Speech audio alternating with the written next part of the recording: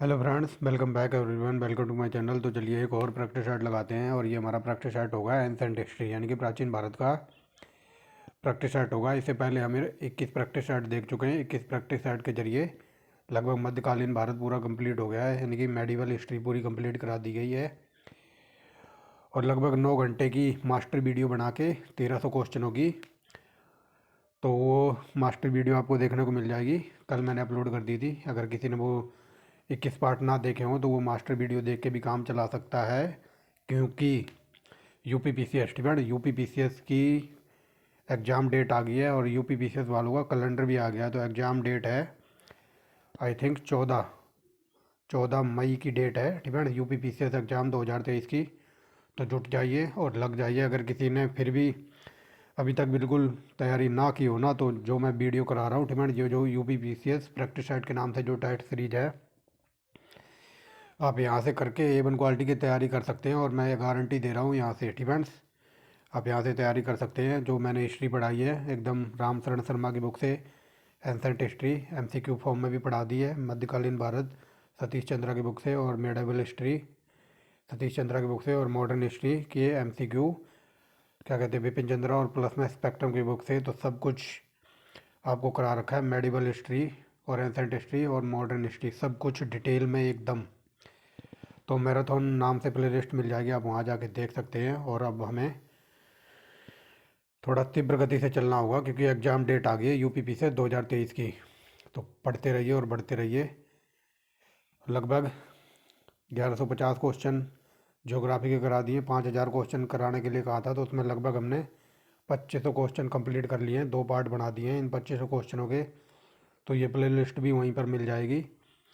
और क्या कहते हैं मेडिवल हिस्ट्री तो मैंने पूरी कंप्लीट करा दी है, और मास्टर वीडियो आपको मिल जाएगी वहीं पर। तो चलिए, निम्नलिखित में से किनका, ठीक है, निम्नलिखित में से किनका पेरिपल्स ऑफ द एर्थियन सी के दक्षिणापद के 2 महत्वपूर्ण अंतर्राज्यीय व्यापारों के रूप में उल्लेख हुआ है। तो बताइए, दक्षिणापद के 2 अंतर्राज्यीय व्यापारों के रूप में किन शहर का नाम उल्लेखित हुआ है? तो ये हुआ है प्रतिष्ठान और टगर। ये वेरी वेरी मोस्ट इम्पोर्टेंट है, ठीक है। और इसमें हम ये चैप्टर नंबर हमारा 10 है, और 10 में हम देखेंगे चोलकाल, चालुक्य और पल्लव, ठीक है। तो देखिए इसका आंसर हो जाएगा ऑप्शन नंबर डी। नेक्स्ट देखिए, ये सारे के सारे देखिए कहीं ना कहीं यूपी पीसीएस कहीं यूपीएससी में पूछे हुए हैं। तो देखिए प्राचीन पत्तन फुहार, ठीक है। तो फुहार कावेरी नदी के तट पर था, ऑप्शन नंबर बी, ठीक है। अब थोड़ा चलते हैं चोल वंश की तरफ। तो चोल वंश पे जाने से पहले एक बात याद रखना, ठीक है। चोलों के पास A1 क्वालिटी की नौसेना थी, यानी कि नेवी की बात हो रही है। तो चोलों के पास A1 क्वालिटी की नौसेना थी, और इनके काल में सबसे ज़्यादा जो ग्रामीण यानी कि गांव वगैरह पर ज़्यादा ध्यान दिया गया है, ठीक है। और एक बात याद रखना, और क्या कहते हैं चोलों के पास, ठीक है, चोल काल में जो सबसे महत्वपूर्ण मूर्ति बनाई गई है वो है नटराज की मूर्ति, ठीक है। इतनी 3 बातें याद रखना, यहाँ से कई बार क्वेश्चन बने हैं। तो देखिए चोल राजवंश में निम्नलिखित शासकों में से किनके सर्वप्रथम दक्षिणा पूर्व एशिया के विरुद्ध नौसेना का अभियान चलाया था? तो देखिए मैंने बताया ना, चोलों के पास सबसे A1 क्वालिटी की नौसेना थी। और यहाँ पर पूछ रहा है चोल राजवंश के निम्नलिखित शासकों में से किसने सर्वप्रथम दक्षिण पूर्व एशिया के विरुद्ध नौसैनिक अभियान चलाया था? तो ये चलाया था राजेंद्र प्रथम, ऑप्शन नंबर सी। और ये वेरी वेरी मोस्ट इंपोर्टेंट है। आगे चलिए, वह चोल राजा कौन था जिसने श्रीलंका को पूर्ण स्वतंत्रता दी और सिंघल राजकुमार के साथ अपनी पुत्री का विवाह कर दिया था? तो ये था Kulothunga, option number A. Next देखिए 72, ठीक है, 72 व्यापारी चीन किसके कार्यकाल में भेजे गए थे? तो ये कुलोतुंग प्रथम के कार्यकाल में अपने देश से मतलब 72 व्यापारी को चाइना भेजा गया था व्यापार करने के लिए। आगे चलिए, चोल चोल राजाओं में किस एक ने सिलोन पर विजय प्राप्त की थी? ये सिलोन याद रखना, ये ग्रुप CD में कई बार पूछ लेते हैं। श्रीलंका का पुराना नाम क्या है? तो श्रीलंका का पुराना नाम था सिलोन, ठीक है। तो सिलोन यानी कि श्रीलंका को किसने जीत लिया था? तो ये जीत लिया था राजेंद्र प्रथम ने, ठीक है, राजेंद्र ने। आगे चलिए, निम्नलिखित शासकों में से किसने बंगाल की खाड़ी को चोल झील का स्वरूप प्रदान किया था? और ये वेरी वेरी मोस्ट इम्पोर्टेंट है। तो ये था राजेंद्र प्रथम। लेकिन कई बार क्वेश्चन ये पूछ लेता है कि चोल साम्राज्य में जो बंगाल की खाड़ी थी तो ये किसके अंडर थी? तो ये चोलों के अंडर थी, क्योंकि इनके पास A1 क्वालिटी की नौसेना थी। और जब तक इनके पास नौसेना रही तो बंगाल की खाड़ी पर कब्जा करके रखा था चोलों ने, और चोलों में से भी किसने, तो राजेंद्र प्रथम ने। ये क्वेश्चन ऐसे भी बना है। नेक्स्ट देखिए, निम्नलिखित में से किस चोल शासक को चोल गंगम नामक बृहद कृतम झील बनवाने का श्रेय दिया जाता है, तो ये दिया जाता है राजेंद्र प्रथम को। फ्रेंड्स, तो इसका आंसर हो जाएगा राजेंद्र। आगे चलिए, निम्नलिखित में से किसको दक्षिण भारत के विशेषकर चोल युग के स्थापत्यों की विश्व की सर्वश्रेष्ठम प्रतिमा की रचना माना जाता है, तो ये वेरी वेरी मोस्ट इंपॉर्टेंट है, ये मैंने बताया ना। तो जो ये नटराज की मूर्ति है, ये विश्व के सर्वश्रेष्ठम प्रतिमा रचना माना जाता है, और ये चोल युग की है। कई बार पूछा है ये नटराज कौन किसके युग की है, तो ये चोल काल की है। आगे देखिए, गंगई कोंड चोलपुरम की स्थापना किसने की थी, तो ये की थी राजेंद्र प्रथम ने। ये वेरी वेरी मोस्ट इंपॉर्टेंट है। मतलब जो ये बंगाल की खाड़ी वगैरह पर कब्जा कर लिया था राजेंद्र ने, ठीक है। तो बंगाल की खाड़ी के किनारे एक नगर बसाया था, उसका नाम था गंगई कोंड चोलपुरम, और यही इसने बाद में जाके उपाधि भी बनाई थी, ठीक है, से याद रखेंगे। आगे चलिए, भारत के इतिहास के संदर्भ में निम्नलिखित युग्मों पर विचार कीजिए। तो देखिए, ठीक है, यहाँ पर विचार करना है और यहाँ पर बताना है निम्नलिखित में से कौन सा कथन सही है। तो चलिए देखिए, तो देखिए ठीक है, यहाँ पर बताना कौन सा कथन सही है। तो देखिए, पहला क्या कहता है, अरिपति, ठीक है, अरिपति भूमि जिससे मिलने वाला राजस्व यानी कि टैक्स की बात हो रही है। तो अरिपति भूमि जिससे मिलने वाला राजस्व अलग से ग्राम जलाशय के रखरखाव के लिए निर्धारित किया जाता था। मतलब जो अरिपति भूमि थी, तो इससे जो भी टैक्स वगैरह वसूलते थे, तो मतलब तालाबों के रखरखाव यानी कि तालाबों की देखरेख के लिए निर्धारित किया जाता था, यानी कि तालाबों के ऊपर खर्च किया जाता था। ये सही है, ठीक है। देखिए, तनियूर, ठीक है, तनियूर एक अकेले ब्राह्मण है। तनियूर एक अकेले ब्राह्मण अथवा एक ब्राह्मण समूह को दान दिए गए ग्राम, तो ये गलत है, ठीक है। यहाँ पर देखिए, तनियूर एक अकेले ब्राह्मण अथवा एक ब्राह्मण समूह को दिए गए जो गांव थे, तो उसको तनियूर कहते थे, या फिर, तो ये गलत है, एक अकेले नहीं, कई ब्राह्मणों को दिए जाते थे, ठीक है। तो तनियूर एक अकेले ब्राह्मण, यहाँ पर एक अकेले कहकर दिमाग खराब कर रहा है ये, ठीक है, तो ये गलत है। आगे देखिए, घटिका, ठीक है, घटिका प्राय मंदिरों के साथ संबंध विद्यालय, ठीक है, जो मंदिरों के बगल में या फिर मंदिरों से मिलते जुलते जो आसपास के विद्यालय थे, तो उनको कहा जाता था घटिका, ऐसे याद रख सकते हैं। तो यहाँ पर बताना था पहला और तीसरा सही है, ऑप्शन नंबर डी। समझ गए होंगे, मतलब घटिका प्राय मंदिरों के संबंध विद्यालय थे, ठीक है। जो मंदिरों के आसपास, जो भी मंदिरों से रिलेटेड या फिर मंदिरों के आसपास जो स्कूल बनाए जाते थे या पाठशाला, तो उनको कहते थे घटिका, ऐसे याद रखना। और तनियूर एक अकेले ब्राह्मण को गांव दान दिया नहीं जाता था, कई ब्राह्मणों को, ठीक है। तो ऑप्शन नंबर हो जाएगा डी। नटराज, ठीक है, तो ये बता दिया, नटराज है ये चोल काल की, ऑप्शन नंबर ए। ये वेरी वेरी मोस्ट इंपोर्टेंट है।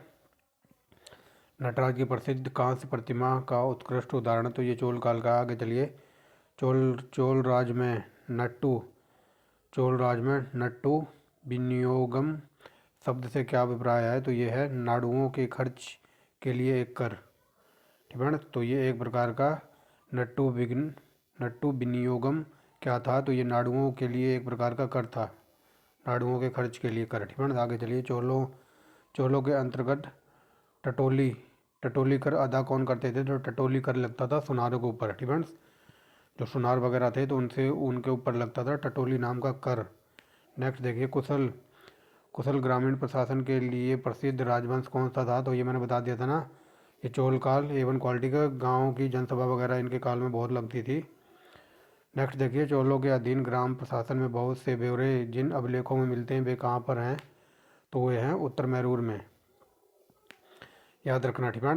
ये चोल काल थे, तो ये ग्रामीण प्रशासन बहुत अच्छे तरीके से चला रहे थे, और इसका ब्यौरा किन अभिलेखों में मिलता है, तो ये उत्तर मैरूर।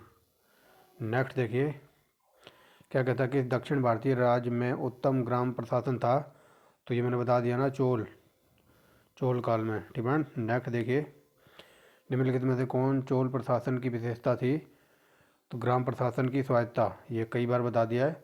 जो ग्राम प्रशासन A1 क्वालिटी का था चोल काल में, ऐसे याद रखना। चोल राज्य का राज्य किस क्षेत्र में फैला हुआ था, या किस क्षेत्र तक फैला हुआ था, तो ये कोरोमंडल, दक्कन और दक्कन के कुछ भाग तक, ठीक है। जो चोलों का प्रशासन था या फिर राजपाट था इनका, तो ये कोरोमंडल तट से दक्कन के कुछ भागों तक था। आगे चलिए। निम्नलिखित राजवंशों में से किसके शासनकाल में ही अपना उत्तराधिकारी घोषित कर देते थे? तो ये चोल शासनकाल में। ठीक है, ऑप्शन नंबर हो जाएगा यहाँ पर भी। चोल शासनकाल में ही, मतलब जो राजवंश थे तो वो अपना उत्तराधिकारी घोषित कर देते थे। मान लो कोई राजा आया तो उसके 3 लड़के हैं, एक बड़ा है, ठीक है, बड़ा है, फिर मंझला है, फिर सी, ठीक है, यानी कि सबसे छोटा। तो ये अपने राजपाट के दौरान ही, मतलब मतलब तीनों बेटों में से किसी को भी राजपाट घोषित कर देते थे या राजा घोषित कर देते थे। वही बात बताई जा रही है। निम्नलिखित राजवंशों में से किस के शासन काल में ही अपना उत्तराधिकारी घोषित कर देते थे? तो ये चोल काल में ही अपना उत्तराधिकारी घोषित कर देते थे। आगे देखिए। वह दक्षिण भारतीय राज्य जो अपनी नौसैनिक, ठीक है, यानी कि नेवी की किसके पास थी? तो ये मैंने शुरू में बताया था, चोलों के पास नौसेना थी, ठीक है, अपनी नौसेना शक्ति के लिए प्रसिद्ध थे। तो ये चोल काल के राजा। आगे चलिए। चोल शासकों के शासनकाल में निम्नलिखित में से कौन सा बरियम उद्यान प्रशासन का कार्य देखता था? तो ये देखता था टोट बरियम, ठीक है। तो ये टोट बरियम वगैरह था, तो ये उद्यान यानी कि बाग बगीचों का कार्य वगैरह देखता था। और ये UPRORO का पूछा हुआ है, ठीक है। आगे चलिए। प्राचीन भारत का वह राज्य जो नौसेना के लिए, तो नौसेना नेवी की बात हो रही है, ऑप्शन नंबर बी, ठीक है, आप यहाँ देख सकते हैं। तो देखिए देखिए यहाँ पर नौसैनिक शक्ति के लिए प्रसिद्ध था, तो ये चोल राजा, ऑप्शन नंबर ए, ठीक है, समझ रहे होगे। आगे देखिए। कोप्पम, ठीक है, कोप्पम की लड़ाई किन के बीच हुई थी? तो कोप्पम की लड़ाई बता सकता है कोई किन के बीच हुई थी? तो ये कोप्पम की लड़ाई हुई थी पश्चिमी चालुक्यों और चोलों के बीच, ऑप्शन नंबर बी, ठीक है, ऑप्शन नंबर बी देखने हैं। तो देखिए ऑप्शन नंबर बी, और ये IAS का पूछा हुआ है। निम्न कथनों पर विचार कीजिए, यहाँ पर बताना कौन सा कथन सही है। तो देखिए। चोलों ने पांड्य तथा चेर शासकों को पराजित किया, ठीक है। चोलों ने पांड्य और चेर शासकों को पराजित कर महाद्वीपीय भारत पर आरंभिक मध्यकालीन समय का अपना प्रभुत्व स्थापित कर लिया। तो ये पढ़ के सही लग रहा है, ठीक है। नेक्स्ट देखिए दूसरा क्या कहता है स्टेटमेंट। चोलों ने दक्षिण पूर्व एशिया के शैलेंद्र साम्राज्य के विरुद्ध सैन्य अभियान करके कुछ क्षेत्रों को जीत लिया। तो ये शैलेंद्र नाम का राजा था, तो इसके भी कुछ प्रदेशों को जीत लिया था चोलों ने। तो ये ऑप्शन नंबर सी, दोनों के दोनों सही हैं। नेक्स्ट चलिए। चोल साम्राज्य को अंत किसने समाप्त कर दिया था? तो ये कर दिया था मलिक काफूर ने भेजा था, अलाउद्दीन खिलजी ने भेजा था मलिक काफूर को दक्षिण भारत को जीतने के लिए, ठीक है ना। तो मलिक काफूर ने चोल साम्राज्य का अंत कर दिया था। आगे चलिए। दक्षिण भारत का प्रसिद्ध तोकलम, ठीक है, तोकलम युद्ध हुआ था, तो ये किन के बीच हुआ था? चोल और राष्ट्रकूटों के बीच, ऑप्शन नंबर बी, तोकलम का युद्ध। नेक्स्ट देखिए। निम्नलिखित में से किस मंदिर का निर्माण रानी लोक महादेवी द्वारा करवाया गया था? तो ये था पटक्कल विरूपाक्ष मंदिर। ये वेरी वेरी मोस्ट इंपोर्टेंट है। आगे चलिए। निम्नलिखित में से किसका राज्य जैन धर्म मानने वाले तथा जैन मंदिरों का निर्माण करने वाले धनाढ़ व्यापारियों के लिए विख्यात था? तो ये था चालुक्यों का राज्य।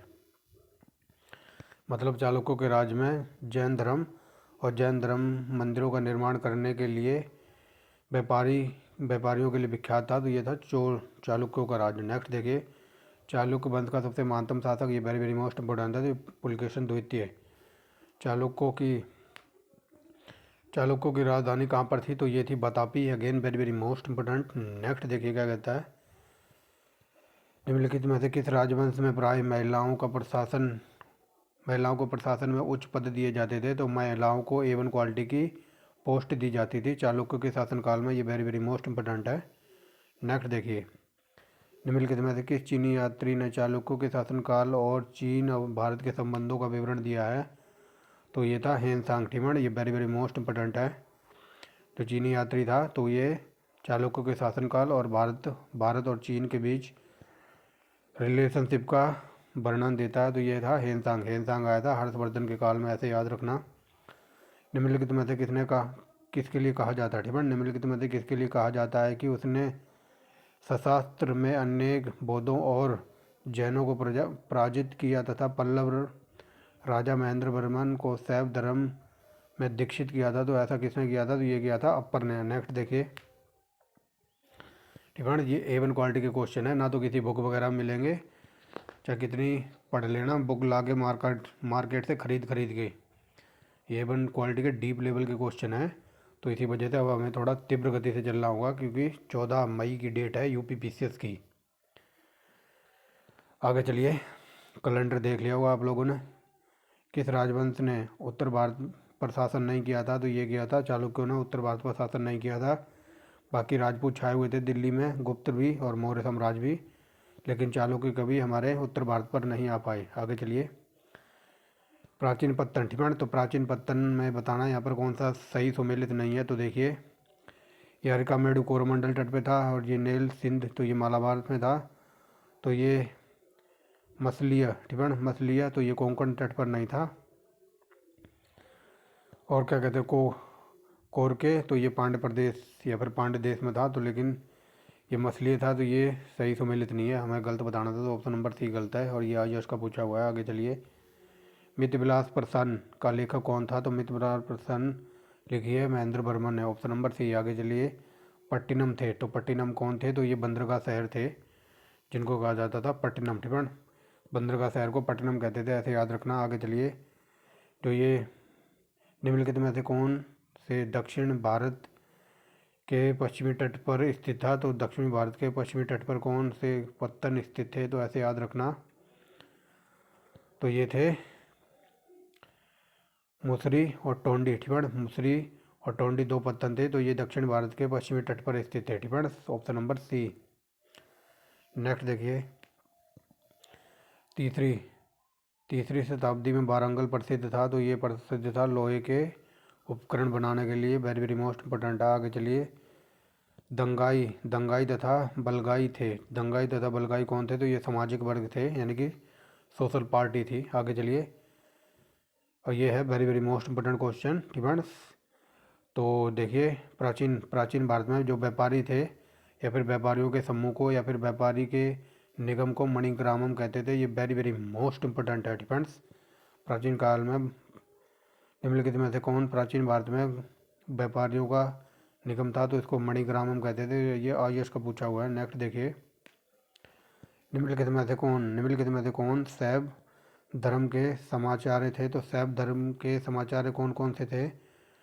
तो ये थे मणिक, ठीक है, मणिक बाकर, ठीक है, मणिक बाचाकर, और दूसरे थे ये संबंदर, ठीक है। तो ये हो जाएगा, जैव धर्म के समाचार थे, यानी कि जैन धर्म से बिलोंग करते थे, क्या बोल रहा हूँ, शैव धर्म से बिलोंग करते थे। तो ये थे मणिक बाकाचाकर और ये समुद्र, ठीक है। तो ऑप्शन नंबर सी, ठीक है, ये शैव धर्म से बिलोंग करते थे। आगे चलिए, पांडे, ठीक है, पांडे राज की जीवन रेखा थी। तो ये बैंकिंग नदी यहाँ पर लगा हुआ है स्टार, ऑप्शन नंबर डी है इसका। नेक्स्ट देखिए, ठीक है, तो ये राजधानी है, तो इनको मैच करना है। तो चलिए देखिए, चालुक्यों की राजधानी थी बदामी, ठीक है, और पल्लव की राजधानी तो ये लॉलीपॉप है। तो कई बार पूछा कांचीपुरम, हर्ष की राजधानी थी कन्नौज, और पांडे की राजधानी थी मदुरई, ठीक है। ऑप्शन नंबर हो जाएगा ए। ऐसे क्वेश्चन यूपीपीसीएस में कई बार मिलाने के लिए आ जाते हैं सीधे। आगे चलिए, कवि कालिदास, ठीक है। तो कवि कालिदास का उल्लेख कौन से अभिलेख में हुआ है? तो ये हुआ है भीतरी, क्या बोल रहा हूँ, ठीक है। तो कवि कालिदास का उल्लेख हुआ है ऐहोल अभिलेख, ठीक है, ऐहोल का उत्कीर्ण अभिलेख से, ऑप्शन नंबर बी। नेक्स्ट देखिए, पुलकेशन, ठीक है, पुलकेशन प्रथम बादामी शिलालेख शक वर्ष 465 का दिनांकित है, ठीक है ना। जो पुलकेशन द्वितीय का जो अभिलेख वगैरह है, तो उसको उस पर 465 का दिनांकित है। यदि इसे विक्रम संवत में कन्वर्ट करें तो ये कितने वर्ष होगा? तो विक्रम अब 58 साल का होगा। ये कई बार पूछा है, विक्रम संवत किस सन में लागू हुआ था? तो ये 58, ठीक है, 58 में। तो इसमें 58 और जोड़ दो, तो 58 जोड़ने के बाद क्या आएगा, ठीक है। तो बताइए, ये 465 है ना, 465 क्या लिख दिया मैंने, ठीक है, 465, और इसमें 58 और जोड़ दो, तो ये 8 5 13 का 3 हो जाएगा, हासिल लेख 5, और 7 और 5 12 का 2, हासिल 1, यानी कि 523, ठीक है ना। ये 523 वर्ष हो जाएगा, लेकिन ऑप्शन में यहाँ पर 523 दिया नहीं हुआ है, यहाँ पर है प्रिंटिंग मिस्टेक, यहाँ पर 523 आंसर हो जाएगा, ठीक है। याद रखना, जितना भी ये पूछे ना, तो ये अगर ये पूछे विक्रम संवत से, ठीक है, तो विक्रम 58, ठीक है, ऐसे याद रख लो कि विक्रम अब 58 साल का हो गया है, ये ट्रिक है। तो विक्रम संवत कई बार पूछ लेता कब लागू हुआ, तो ये 58 ईस्वी में हुआ था, तो इसमें 58 जोड़ देंगे तो ये 523 आ जाएगा। और यहाँ पर प्रिंटिंग मिस्टेक है, यहाँ पर आना था 523। फ्रेंड्स आई होप क्लियर हो गया होगा। आगे चलिए। संस्कृत के कवि और नाटककार कालिदास का उल्लेख, तो कालिदास का उल्लेख ऐहोल अभिलेख में हुआ है, option number A. Friends option number A अभी ऊपर पढ़ के आए हैं। ये देखिए यूपीपीसीएस मेंस में पूछा हुआ है। नेक्स्ट देखिए ऐहोल अभिलेख। फ्रेंड्स तो ऐहोल अभिलेख निम्नलिखित में से किस एक की कीर्ति का विवरण देता है, तो ये देता है पुलकेशन द्वितीय का। फ्रेंड्स पुलकेशन द्वितीय का वर्णन मिलता है ऐहोल अभिलेख में। नेक्स्ट देखिए क्या कहता है, निम्नलिखित में से किस स्रोत में, ठीक है, निम्नलिखित में से किस स्रोत में हर्ष और पुलकेशन द्वितीय के युद्ध का वर्णन मिलता है, तो ये मिलता है,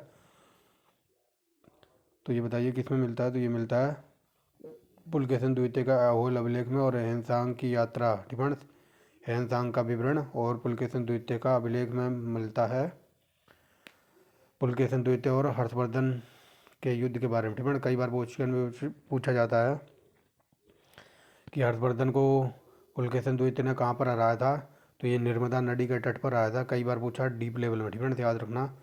और कई बार पूछा हर्ष को किसमें हराया था, पुलकेशन द्वितीय ने कब हराया था, तो ये 634 ईस्वी में हराया था।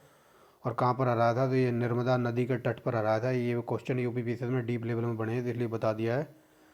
और इन दोनों के युद्ध की जानकारी मिलती है पुलकेशन द्वितीय के ऐहोल अभिलेख से, और हर्षवर्धन के शासनकाल में आया था हेनसांग का विवरण ये बताता है। तो ऑप्शन नंबर हो जाएगा तीसरा और चौथा। ठीक है, यानी कि ऑप्शन नंबर सी। आगे चलिए।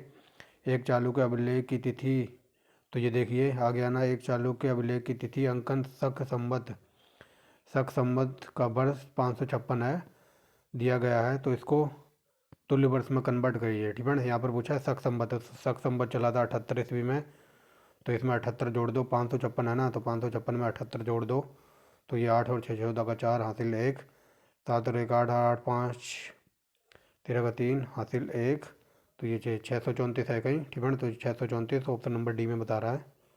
ठीक है, अगर विक्रम संवत पूछे, यहाँ पर पूछा है शक संवत, तो शक संवत चला था 78 ईस्वी में, तो इसमें 78 जोड़ देंगे। ठीक है, 556 में 78 जोड़ देंगे। अगर ये पूछे विक्रम संवत, तो विक्रम है 58 साल का हो गया, तो ऐसे याद रखना विक्रम को 58 जोड़ देंगे। तो नेक्स्ट देखिए क्या कहता है। ठीक है, विजयनगर साम्राज्य के बारे में निम्नलिखित में से कौन सा कथन सत्य है, तो देखिए राजाओं ने भगवान विरूपाक्ष की ओर से शासन करने का दावा किया था। ये पढ़ के सही लग रहा है, जो कि सही भी है। आगे देखिए दूसरा क्या कहता है, शासकों ने देवताओं के साथ अपनी घनिष्ठ संलग्नता इंगित करने के लिए हिंदू सुत्राण उपाधि धारण की थी, तो ये भी सही है। नेक्स्ट देखिए सभी। ठीक है, ये सभी वर्ड जहाँ पर आ जाए सभी और केवल, तो यहाँ पर 90% क्वेश्चन गलत हो जाता है। तो आगे देखिए सभी राजसी आदेशों पर कन्नड़, संस्कृत और तमिल में हस्ताक्षर किए जाते थे, तो ये गलत है। ठीक है, जो सभी राजा के आदेश वगैरह थे तो वो कन्नड़, संस्कृत और तमिल में सिग्नेचर करते थे, तो ये गलत है। ठीक है, तीसरा गलत है। आगे देखिए राजसी आकृति मूर्ति अब मंदिरों में प्रदर्शित की जाती थी, तो ये सही है। ठीक है, यानी कि राजसी यानी कि राजा की मूर्ति वगैरह मंदिरों में भी लगाई जाने लगी थी विजयनगर साम्राज्य में, तो ये 1 2 4। ठीक है, ऑप्शन नंबर डी। ठीक है, तीसरा गलत है। आगे चलिए।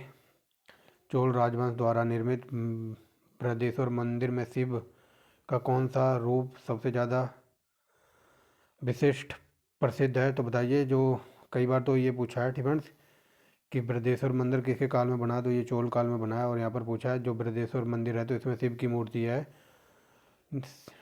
ठीक है, शिव की मूर्ति है, लेकिन यहाँ पर पूछा है शिव का कौन सा सर्वाधिक विशिष्ट है, तो ये हरिहर का रूप। ठीक है, जो बृहदेश्वर मंदिर है ये चोल काल का है, और बृहदेश्वर मंदिर में शिव की मूर्ति है, तो इसमें शिव का सबसे प्रसिद्ध रूप या फिर सबसे विशिष्ट रूप है, तो ये हरिहर का है। ठीक है, आई होप क्लियर हो गए होंगे 3 4 क्वेश्चन।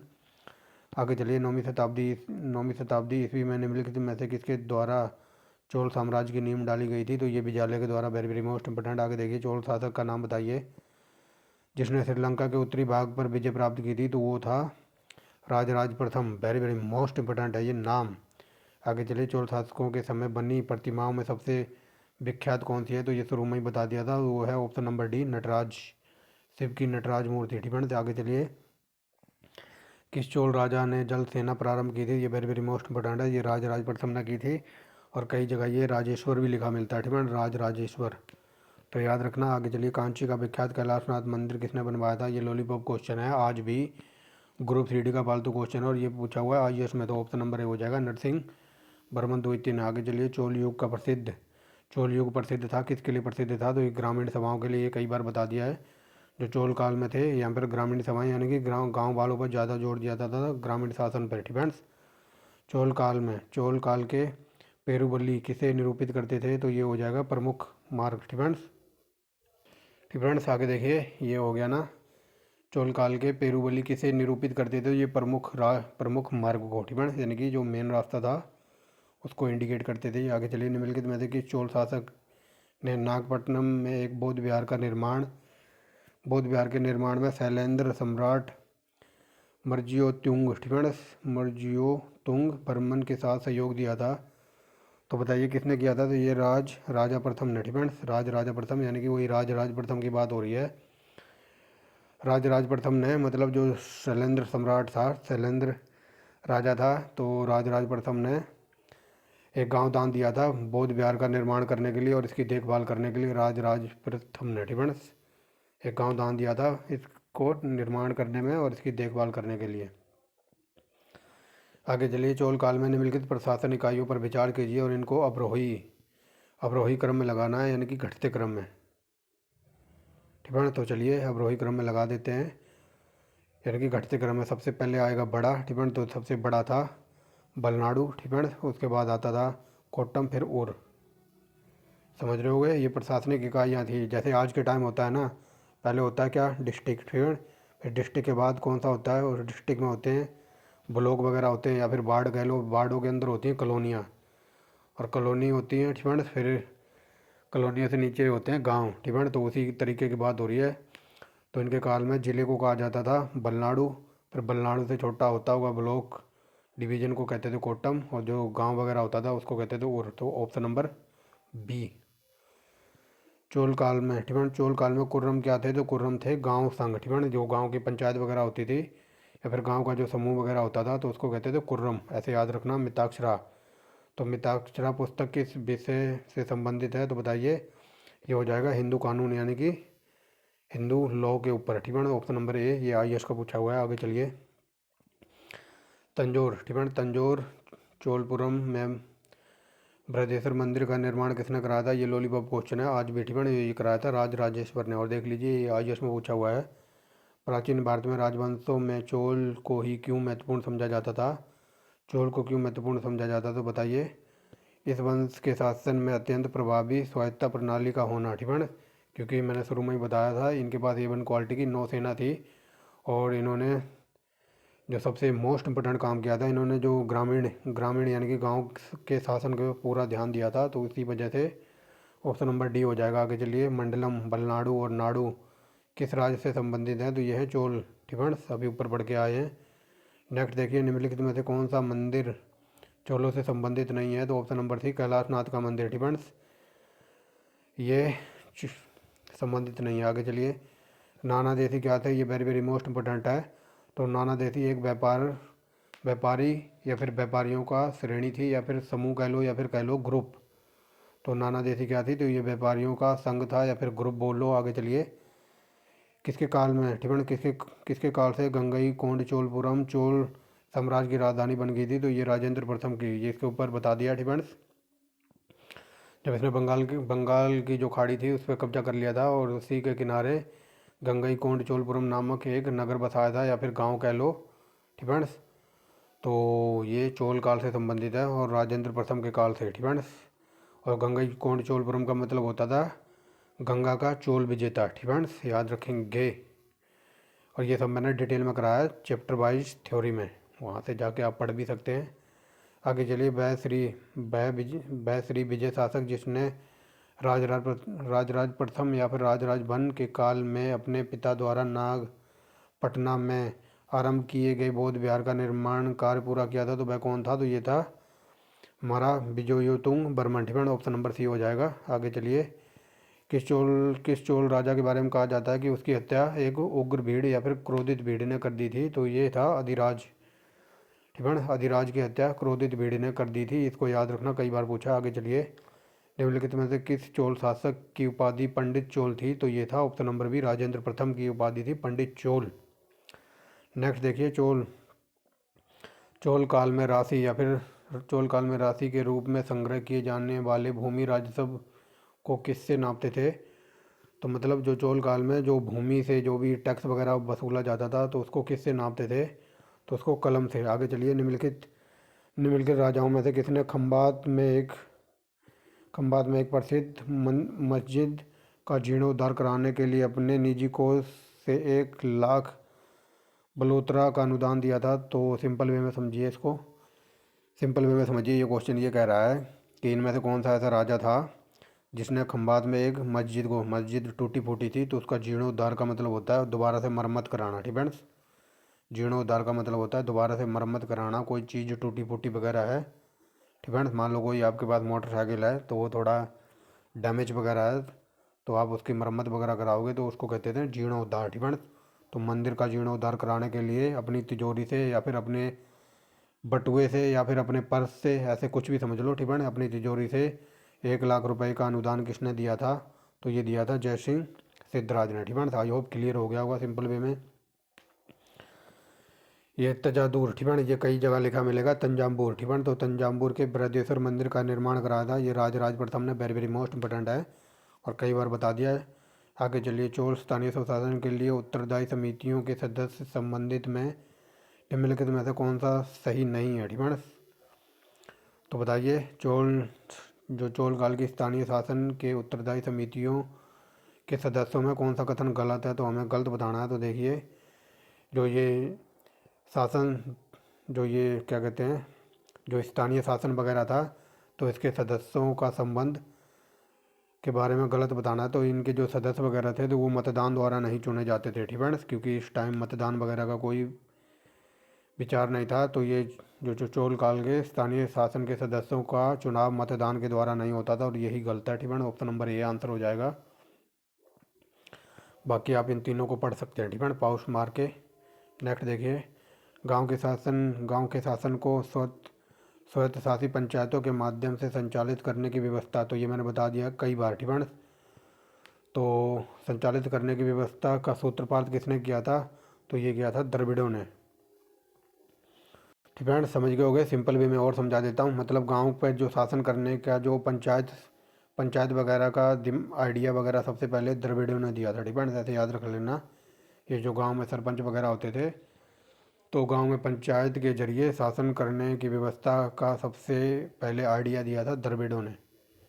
आई होप क्लियर हो गया होगा। आगे चलिए, निम्नलिखित में से कौन सी जोड़ी 6ठी से 12वीं शताब्दी तक दक्षिण भारत का राज्य और उनकी राजधानियों से सुमेलित नहीं है? ठीक है, तो ये राजधानियाँ हैं तो यहाँ पर गलत बताना है। ठीक है, तो पल्लव की राजधानी थी कांचीपुरम, ये वेरी वेरी मोस्ट इंपॉर्टेंट है। राजधानियाँ पांड्य की थी मदुरई और चोल की थी तंजावुर, होयसल की थी द्वार समुद्र, लेकिन चेर की राजधानी पुदुचेरी नहीं थी। ठीक है, चेर की राजधानी क्या थी आप ये कमेंट बॉक्स में बता सकते हैं, कई बार बता दिया। आगे चलिए, श्री वल्लभ उपाधि किसकी विशिष्टता थी? तो ये थी चालुक्यों की। ठीक है, जो चालुक्य राजा वगैरह थे तो वो श्री वल्लभ की उपाधि धारण करते थे। आगे चलिए, निम्नलिखित में से कौन सा एक चोल सेना का भाग नहीं था? तो ये था रथ। ठीक है, चोलों के पास पैदल सेना थी, जंगी हाथी वगैरह थे और नौसेना वगैरह थी, लेकिन उनके पास रथ वगैरह नहीं थे। ठीक है, तो उनके पास रथ वगैरह का कोई प्रमाण नहीं मिला। Option number C. आगे चलिए, निम्नलिखित में से किसकी उपाधि त्याग समुद्र थी? तो बताइए किसकी उपाधि थी त्याग समुद्र? तो ये थी विक्रम चोल की। आगे चलिए, निम्नलिखित में से किस चोल शासक ने रामानुज को पीड़ित किया था तथा उन्हें अपने राज्य से बाहर निकाल दिया था? तो रामानुज को मतलब उत्पीड़ित किया था, मतलब इनके साथ दुर्व्यवहार किया था और इनको अपने राज्य से भी निकाल दिया था। तो ऐसा किया था कुलोतुंग सेकंड ने। नेक्स्ट देखिए क्या कहता है यहाँ पर। देखिए, तंजौर का बृहदेश्वर मंदिर का निर्माण किसने करवाया था? कई बार बता दिया। ऑप्शन नंबर सी, राजराजेश्वर ने या फिर राजराज प्रथम ने, ऐसे याद रख सकते हैं। आगे चलिए, चोल शासन में अधिकारियों का चयन करते समय निम्नलिखित में से किन प्रतिक्रियाओं का प्रयोग किया जाता था? तो बताइए कैसे चुने जाते थे शासक? तो ये चुने जाते थे सभी भूस्वामियों की पात्रता से पद परिवर्तन से और लॉटरी द्वारा चयन से, ठीक है। तो उम्मीदवारों का मनोनयन वगैरह नहीं होता था, तो ऑप्शन नंबर हो जाएगा यहाँ पर सी, ठीक है। 1 2 3 4 उम्मीदवारों का मनोनयन वगैरह इससे इनका चुनाव नहीं होता था। आगे चलिए। वह विजय शासक जिसने राज प्रथम, ठीक है। वह शासक जिसने राज प्रथम के काल में अपने पिता द्वारा नागपट्टनम में आरंभ किए बौद्ध विहार का निर्माण कार्य पूरा करवाया था, तो ये ऊपर देख चुके हैं। तो ये था राजा मारविजय योतुंग बर्मन, ऑप्शन नंबर सी, ठीक है। ये ऊपर आ चुका है क्वेश्चन। आगे चलिए। निम्नलिखित में से कौन सा चोलों से संबंधित नहीं है, तो ये कैलाश नाथ चोलों से संबंधित नहीं है, ठीक है। आगे चलिए। तो ये देखिए, निम्नलिखित में से किस चोल राजा की उपाधि पंडित चोल थी, तो पंडित चोल राजेंद्र प्रथम की उपाधि थी। आगे चलिए। निम्नलिखित किसके काल में गंगईकोंड चोलपुरम चोल साम्राज्य की राजधानी थी, तो ये कई बार बता दिया, इसे राजेंद्र प्रथम। आगे चलिए। निम्नलिखित में से कौन चोलों के सिक्कों पर उत्कीर्णित नहीं था, तो चोलों के सिक्कों पर, एक सेकंड रुको, तो चोलों के सिक्के पर हाथी का कोई उल्लेख नहीं मिलता। चोलों के सिक्के पर चीता छपा है, धनुष छपा है और मत्स्य। अगर ये पूछ ले यूपीपीसीएस या फिर यूपी वालों का प्राथमिक चिन्ह या फिर वो क्या कहते हैं उसको, चिन्ह वगैरह क्या है, तो यह है धनुष और उसमें भी मछली, ठीक है। ये यूपी की है। आगे चलिए। किस राजा की हत्या उग्र भीड़ या फिर क्रोधित भीड़ ने कर दी थी, कई बार बता दिया है, आदि राजेंद्र की, option number C. UP PCS में कुछ नहीं है। हाँ, हालांकि पिछले 5 सालों के पेपर उठा के देख लेना, वहाँ से लगभग ज़्यादा नहीं तो 7 8 क्वेश्चन रिपीट हो ही जाते हैं, डिपेंड्स। तो ये तो मैं तो पूरा डिटेल में करा रहा हूँ। ये 1990 से लेकर ये लगभग 2015-16 तक के पेपर हैं। तो अगर आप अभी तक कुछ भी ना पढ़ा हो ना, तो आप इन वीडियो को देख के आराम से निकाल सकते हो, ठीक है। बाकी वर्ल्ड ज्योग्राफी और इंडियन ज्योग्राफी की सीरीज चल रही है, आप वहाँ से देख सकते हो। प्राचीन भारत, मध्यकालीन भारत और क्या कहते हैं मॉडर्न हिस्ट्री, यानी कि मध्य आधुनिक भारत। तो आप ये सब कुछ मैंने डिटेल में करा रखा है रामचरण शर्मा बुक से। तो मैराथन नाम से प्लेलिस्ट मिल जाएगी, वहाँ पर तीनों बुक करा रखी है, लगभग 6000 क्वेश्चन, ठीक है ना। और उसके बावजूद भी मैं ये अलग से करा रहा हूँ, जो कि प्रीवियस ईयर क्वेश्चन पेपर मान सकते हो आप या फिर क्वेश्चन, ठीक है। तो ये मत समझना कि कहानी अभी रुक जाएगी। कहानी अभी एंसेंट मध्यकालीन भारत कंप्लीट हो गया है। 1300 क्वेश्चन की मैराथन वीडियो बना के डाल दी है और 1150 क्वेश्चन ज्योग्राफी के भी डाल दिए। जैसे ही हमारा ये कंप्लीट हो जाएगा ना एंसेंट हिस्ट्री, जो ये अभी चल रहे हैं क्वेश्चन, तो इनकी भी मास्टर वीडियो बना दूंगा, मतलब सारे पार्टों को जोड़कर एक पार्ट बना दूंगा। और उसके बाद हमारी चलेगी बायोलॉजी और पर चलेगी पॉलिटी, और फिर रह जाएगी हमारी मॉडर्न हिस्ट्री के प्रीवियस ईयर के क्वेश्चन।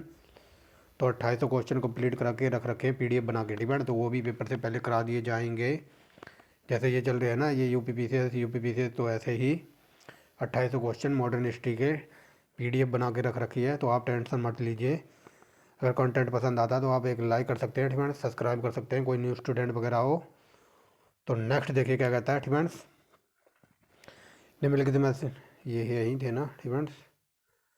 तो यहीं थे, ठीक है। इसका उग्र भीड़ ने या फिर क्रोधित भीड़ ने किसकी हत्या कर दी थी, तो आदि राजेंद्र की, कई बार बता दिया। आगे चलिए। निम्नलिखित में से कौन गंगईकोंड बिरुद से सम्मानित था, तो बताइए गंगईकोंड बिरुद से कौन सम्मानित था, तो ये राजेंद्र प्रथम, ठीक है। कई बार आ चुका है ये ऊपर क्वेश्चन, कई बार ये पूछ लेता है कि ये गंगईकोंड जो चोलपुरम वगैरह था किसके काल में हुआ था, तो ये चोलों के काल में, और चोल के राजा का नाम पूछ रहे तो राजेंद्र प्रथम, ठीक है। और सिंपल वे में समझ लो, जब भी ये गंगईकोंड चोलपुरम का नाम आएगा ना, तो आपको आंख बंद कर कर राजेंद्र प्रथम पर आंसर लगाना है, ठीक है। समझ गए होगे कि गंगईकोंड चोलपुरम का संबंध राजेंद्र प्रथम से था। सिंपल वे में याद कर लो। आगे चलिए। प्राचीन भारत में योद्धे कौन थे, तो ये लॉलीपॉप है और कई बार बता दिया, एक गणतांत्रिक जनजाति का नाम था ये। आगे चलिए। निम्नलिखित में से कौन परागमन शुल्क समाप्त करने के कारण सुंगन द्रविड़ विरुद्ध से सम्मानित हुआ था, तो बताइए कौन हुआ था, तो ये था कुलोत्तुंग प्रथम। ये एकदम डीप लेवल के क्वेश्चन है, ठीक है। चाहे कितनी बुक खरीद के पढ़ लेना, ठीक है, चाहे कितनी डीप से डीप बुक पढ़ लेना, लेकिन ये ऐसे क्वेश्चन है ना, तो एनसीईआरटी मिलेंगे आपको, तो इसका आंसर हो जाएगा। आगे चलिए। चोल देशों में वीर पत्तनों का क्या तात्पर्य था, तो ऑप्शन नंबर ए वीर बलुंजू व्यापारियों की बस्तियाँ, ठीक है। वीर बलुंजू व्यापारियों की बस्तियों को कहते थे वीर पत्तन, ठीक है। आगे चलिए। तो बताइए किसके शासनकाल में महिलाओं को उच्च पद दिए जाते थे। तो ये चालुक्य के काल में ऊपर बता दिया। निम्नलिखित में से कौन चोल राजा नहीं था। तो ये हो जाएगा ऑप्शन नंबर सी, कोकिल विक्रमादित्य। तो ये चोल राजा नहीं था। नेक्स्ट देखिए क्या कहता है। निम्नलिखित में से किस पल्लव राजा की उपाधि राज सिंह थी। तो बताइए राज सिंह उपाधि थी नरसिंह वर्मन द्वितीय की। नेक्स्ट देखिए क्या कहता है। प्रसिद्ध संस्कृत लेखक डंडिन किसकी सभा में थे। तो ये थे पल्लव, ठीक है। पल्लव के राजपाट की सेवा कर रहे थे ये डंडिन, ठीक है। ऐसे याद रखना डंडिन, या फिर कई जगह ये डंडित भी लिखा मिलता है। चोल राजाओं के स्नानागार और भोजनालय का प्रबंधन कौन देखता था। तो ये देखते थे स्त्रियां और पुरुष, ठीक है। मतलब चोल राजाओं के शासनकाल में बाथरूम और मतलब खाने वगैरह का प्रबंधन स्त्री और पुरुष दोनों द्वारा किया जाता था। आगे चलिए। निम्नलिखित मंदिरों में से किस एक का संबंध चोलों से है। तो ये हो जाएगा तंजौर का बृहदेश्वर मंदिर। कई बार बता दिया, राजेश्वर ने बनवाया था। आगे चलिए। तो ये एक तरफ है मतलब व्यक्ति का नाम है, और एक तरफ जिन्होंने क्या कुछ बनवाया था। तो देखिए क्या कुछ इन्होंने बनवाया था, तो देखते हैं, ठीक है। लोक महादेवी ने क्या बनवाया था। लोक महादेवी ने बनवाया था विरूपाक्ष मंदिर, ये ऊपर देख के आए हैं, ठीक है। नरसिंह वर्मन ने क्या बनवाया था। तो इन्होंने द्रौपदी रथ वगैरह बनवाया था। राजराजेश्वर ने बृहदेश्वर मंदिर बनवाया था, कई बार बता दिया है। और राज सिंह पल्लव ने क्या बनवाया था। तो ये था कांचीपुरम का कैलाश मंदिर बनवाया था, ठीक है। याद रखेंगे ऑप्शन नंबर सी। तो देखिए अगला क्वेश्चन क्या कहता है, ठीक है। निम्नलिखित में से किनके अंतर्गत प्रशासन में महिलाओं की अपेक्षाकृत अधिक भागीदारी थी। तो महिलाओं की अधिक भागीदारी और महिलाओं को उच्च पद देते थे ये चालुक्य वाले, ठीक है। याद रखना। निम्नलिखित में से कौन सा शब्द चोल के शाही सैन्य दल के लिए था। तो सेना के लिए कौन सा था, ठीक है। सैन्य दल के लिए मतलब कौन सा शब्द सैन्य दल के लिए या फिर सेना के लिए प्रयोग होता था। तो उसको कहते थे व्रतका। आगे देखिए कथन कारण वाला आ गया है। तो चलिए देखिए। चोल राजा कुलोतुंग ने शैलेंद्र चूड़ामणि बिहार को प्रदत्त ग्राम कर मुक्त कर दिया था। तो ये सही है, ठीक है। तो पहला सही है, मतलब पहला ये कह रहा है कि चोल राजा जो कुलोतुंग था तो उसने शैलेंद्र चूड़ामणि बिहार को प्रदत्त गांव कर मुक्त दिया था। मतलब जो शैलेंद्र राजा था चूड़ामणि का, तो इसको एक गांव दिया था, वो भी टैक्स से फ्री करके। मतलब इस गांव पर कोई टैक्स वगैरह नहीं लगेगा इस गांव की भूमि पर। तो ये सही है। दूसरा देखिए क्या कहता है। कुलोतुंग कडारम को नष्ट करने का दावा करता था। ये दोनों सही है, ठीक है। तो मतलब ए आर दोनों सही है, बस यहाँ पर स्पष्टीकरण नहीं हो रहा है। तो ये ऑप्शन नंबर बी देखिए क्या कहता है। तो ये यार दोनों सही हैं, ठीक है। और यहाँ पर स्पष्टीकरण नहीं हो रहा है क्योंकि यहाँ पर ऊपर शैलेंद्र राजा की बात हो रही है और नीचे हो रही है कि किसी को नष्ट करने की बात। आगे चलिए। चोल, ठीक है। चोल काल में निम्नलिखित में से कौन सा कर शैक्षणिक उद्देश्यों के लिए था। तो मतलब पढ़ाई लिखाई या फिर स्कूलों पर कौन सा कर लगता था। तो वो लगता था सलभोग, ठीक है। याद रखना। मतलब यहाँ पर पूछा निम्नलिखित में से कौन सा कर शैक्षणिक उद्देश्य के लिए था। तो ये सलभोग कर पढ़ाई लिखाई या फिर पाठशालाओं पर लगता था। आगे चलिए। चोल शासकों ने इस उद्देश्य से भूमि का विस्तृत नापन कराया। तो जो चोल काल के राजा थे उन्होंने भूमि को नापने के लिए किस कारण से मतलब भूमि को नापाया था। तो ये बताइए किस कारण नापाया था। सरकार के राजस्व को सुनिश्चित करने के लिए, ठीक है। जो चोल काल के राजा थे तो उन्होंने पूरी भूमि की पैमाइश करवाई थी या फिर इसका मेजरमेंट करवाया था, और वो मेजरमेंट हुआ था सरकार के राजस्व विभाग को सुनिश्चित करने के लिए, मतलब टैक्स को सुनिश्चित करने के लिए। क्या लिख दिया मैंने, ठीक है। ये था टैक्स को ये भगवान, ठीक है। तो टैक्स को मतलब सुनिश्चित करने के लिए इन्होंने भूमि की पैमाइश कराई थी, ठीक है। आगे चलिए। चोलकालीन सर्वाधिक प्रसिद्ध, तो ये कई बार बता दिया। चोल काल में सबसे प्रसिद्ध मूर्ति थी नटराज की। आगे चलिए। निम्नलिखित में से किसने महाबलीपुरम में पगोड़ा रथों का निर्माण कराया था। तो ये कराया था पल्लवों ने। नेक्स्ट देखिए। द्रविड़ मंदिर स्थापत्य का सबसे महत्वपूर्ण लक्षण क्या था। तो ये था गोपुरम, ठीक है ना। ये गोपुरम वगैरह क्या होते हैं ये सब कुछ डिटेल में आपको पढ़ना है, तो आप वहाँ जा सकते हो, ठीक है ना। आगे चलिए।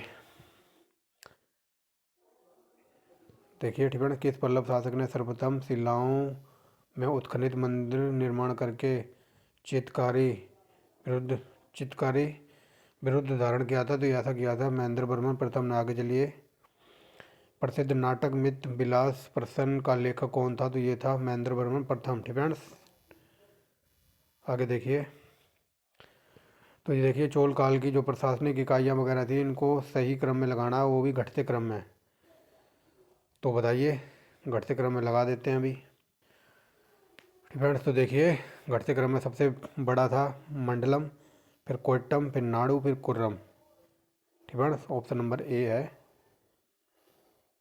तो ये देखिए ऑप्शन नंबर ए। ठीक है, यहाँ पर हमारे मतलब चालुक्य, चोल और पल्लव शासन के क्वेश्चन समाप्त होते हैं। अब चलते हैं गुप्त काल की तरफ।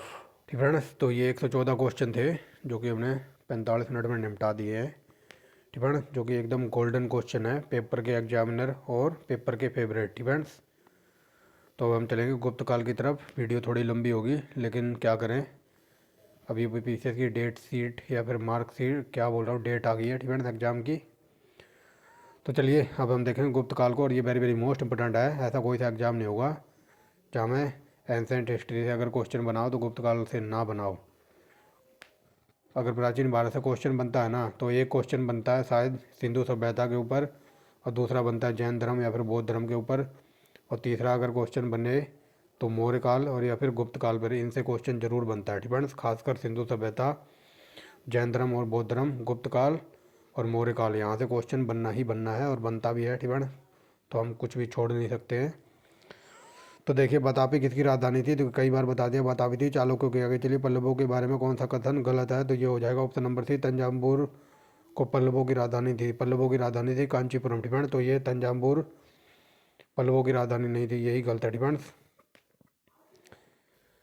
ये तो हम ऊपर पढ़ाए हैं। अब चलते हैं गुप्त काल। ठीक है, गुप्त काल यहाँ से शुरू हो रहा है। तो देखिए, निम्नलिखित में से किस शासक ने गुप्त मुद्रा व्यवस्था की शुरुआत की थी? तो गुप्त मुद्रा की शुरुआत की थी चंद्रगुप्त प्रथम ने। आगे चलिए, निम्नलिखित में से किस शासक ने सर्वप्रथम सिक्के जारी किए थे? तो ये किए थे चंद्रगुप्त प्रथम ने। आगे चलिए, गुप्त संवत की शुरुआत किसने की थी? तो ये की थी ऑप्शन नंबर ए, चंद्रगुप्त प्रथम ने। नेक्स्ट देखिए, ठीक है, अगर क्वालिटी में दिक्कत हो तो 480 पर देखना। अगर मेरी आवाज़ किसी को तेज़ लगे तो थोड़ा स्लो करके देख लेना 1.50 पर। अगर किसी को फिर भी स्लो लगे तो 1.50 या फिर 1.75 पर, या फिर 2x की स्पीड पे देखना। ठीक है, आगे चलिए, पहला गुप्त शासक जिसने सिक्के जारी किए थे, ये देखिए कितनी बार पूछा है, चंद्रगुप्त प्रथम। आगे चलिए, गुप्त नरेश चंद्रगुप्त सेकंड की दूसरी राजधानी कौन सी थी? चंद्रगुप्त सेकंड की दूसरी राजधानी थी उज्जैन। और कई बार यहाँ से क्वेश्चन बना है कि उज्जैन किस नदी के किनारे पर है? तो ये शिप्रा नदी के किनारे। ठीक है, शिप्रा नदी के किनारे उज्जैन बसा हुआ है, कई बार बता रखा है। नेक्स्ट देखिए, चांदी। ठीक है, चांदी या फिर रजत सिक्के जारी करने वाला गुप्त शासक कौन था? तो ये था चंद्रगुप्त प्रथम। आगे चलिए, शकों को प्रथम बार हराने का दावा किसने किया था? तो बताइए ये किसने किया था? तो ये किया था चंद्रगुप्त विक्रमादित्य। ठीक है, ये विक्रमादित्य कुछ भी नहीं है, ये इसकी उपाधि थी, और ये चंद्रगुप्त था तो इसकी 5-6 उपाधियाँ थी जो कि हम अभी आगे देखेंगे। ठीक है, तो चलिए देखिए, शक विजेता किसे माना जाता था? ये चंद्रगुप्त द्वितीय को। ठीक है, नेक्स्ट देखिए, परम परम भागवत उपाधि धारण करने वाला गुप्त शासक कौन सा था? तो ये था चंद्रगुप्त द्वितीय। नेक्स्ट देखिए, निम्नलिखित में से किस गुप्त राजा का एक अन्य नाम देवगुप्त था? तो देवगुप्त था चंद्रगुप्त द्वितीय का। ठीक है, ये उपाधियाँ हैं इसकी और कुछ नहीं है। चंद्रगुप्त द्वितीय के समय पशुपातों का एक प्रबल केंद्र था, कौन सा था? तो पशुपातों का एक प्रबल केंद्र था मथुरा। ठीक है, आगे चलिए, निम्नलिखित में से किसने विक्रमादित्य की उपाधि ग्रहण की थी? तो ये भी की थी चंद्रगुप्त द्वितीय ने। ठीक है, मैंने बताया ना, इसकी 5-6 उपाधियाँ थी जिसमें से एक विक्रमादित्य। ठीक है, आगे चलिए, पृथ्वी। ठीक है, पृथ्वी प्रथम वीर की उपाधि किसे दी गई थी? तो बताइए किसे दी गई थी? तो यहाँ पर लगा हुआ है स्टार। ठीक है, ये मैंने नेट पर चेक किया है। पृथ्वी प्रथम वीर की उपाधि गौतमीपुत्र सतकर्णी की उपाधि थी ये। आगे चलिए, निम्नलिखित में से कौन सा गुप्त राजा गुप्त संवत के वर्ष 56 में शासन रूढ़ हुआ था? तो बताइए। ठीक है, अब चलिए ब्रेक के बाद स्वागत है। ठीक है, तो यहाँ पर थे ना, तो बताइए कौन सा गुप्त राजा गुप्त संवत के गुप्त संबंध के अकॉर्डिंग 56वें वर्ष में राजा बना था, तो ये था चंद्रगुप्त द्वितीय, ऑप्शन नंबर बी। ठीक है। नेक्स्ट देखिए, ये लॉलीपॉप क्वेश्चन है, आज भी और हज़ारों बार पूछा है। ठीक है, लेकिन ये डीप लेवल का है, कई बार पूछा है। भारत का नेपोलियन किसको कहते थे, तो ये कहते थे समुद्रगुप्त को। लेकिन ये पूछ रहा है कि भारत का नेपोलियन समुद्रगुप्त को किसने कहा था, तो ये कहा था B.A. स्मिथ, यानी कि विंसेंट एडम स्मिथ ने। आगे चलिए, ये डीप लेवल का है। ठीक है, आगे चलिए, निम्नलिखित में से किसे भारत का नेपोलियन कहा जाता है, ये है lollipop question, option number B. ठीक है, आगे चलिए, निम्नलिखित उपाधियों में से कौन सी एक समुद्रगुप्त की उपाधि नहीं थी, तो बताइए समुद्रगुप्त की उपाधि कौन सी नहीं थी, तो ये हो जाएगा ऑप्शन नंबर डी, यानी कि विक्रमादित्य की उपाधि चंद्रगुप्त द्वितीय की थी, ना कि समुद्रगुप्त की। आगे चलिए, समुद्रगुप्त की सैनिक उपलब्धियों का वर्णन निम्नलिखित में से किस अभिलेख में मिलता है, तो ये प्रयाग अभिलेख में। ठीक है, प्रयाग या फिर इलाहाबाद का अभिलेख है, या फिर प्रयागराज का अभिलेख। कई बार यहाँ से डीप लेवल में पूछ लेता है कि जो समुद्रगुप्त का अभिलेख मिला है प्रयागराज में, इस पे किसका नाम लिखा मिला है, तो इस पे जहांगीर का नाम लिखा मिला है। ठीक है, आगे चलिए, श्री क्या बोल रहा हूँ, किस गुप्त सम्राट को लिच्छवी दोहित्र बताया गया है, तो इसको समुद्रगुप्त को।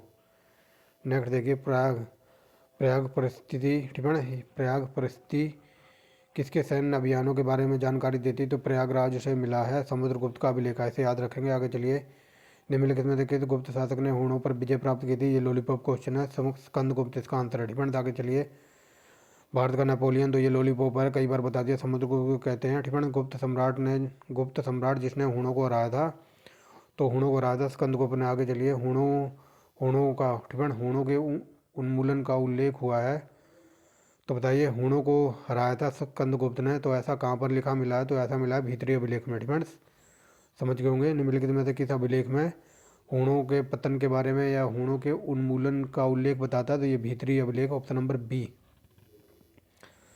आगे चलिए, हूणों ने भारत पर आक्रमण किया था, तो ये किया था स्कंदगुप्त के शासनकाल में, और इसी ने हराया था उनको। आगे चलिए, किसके शासनकाल में हूणों ने आक्रमण किया था, तो ये बता दिया है Skandagupta, option number D. Depends.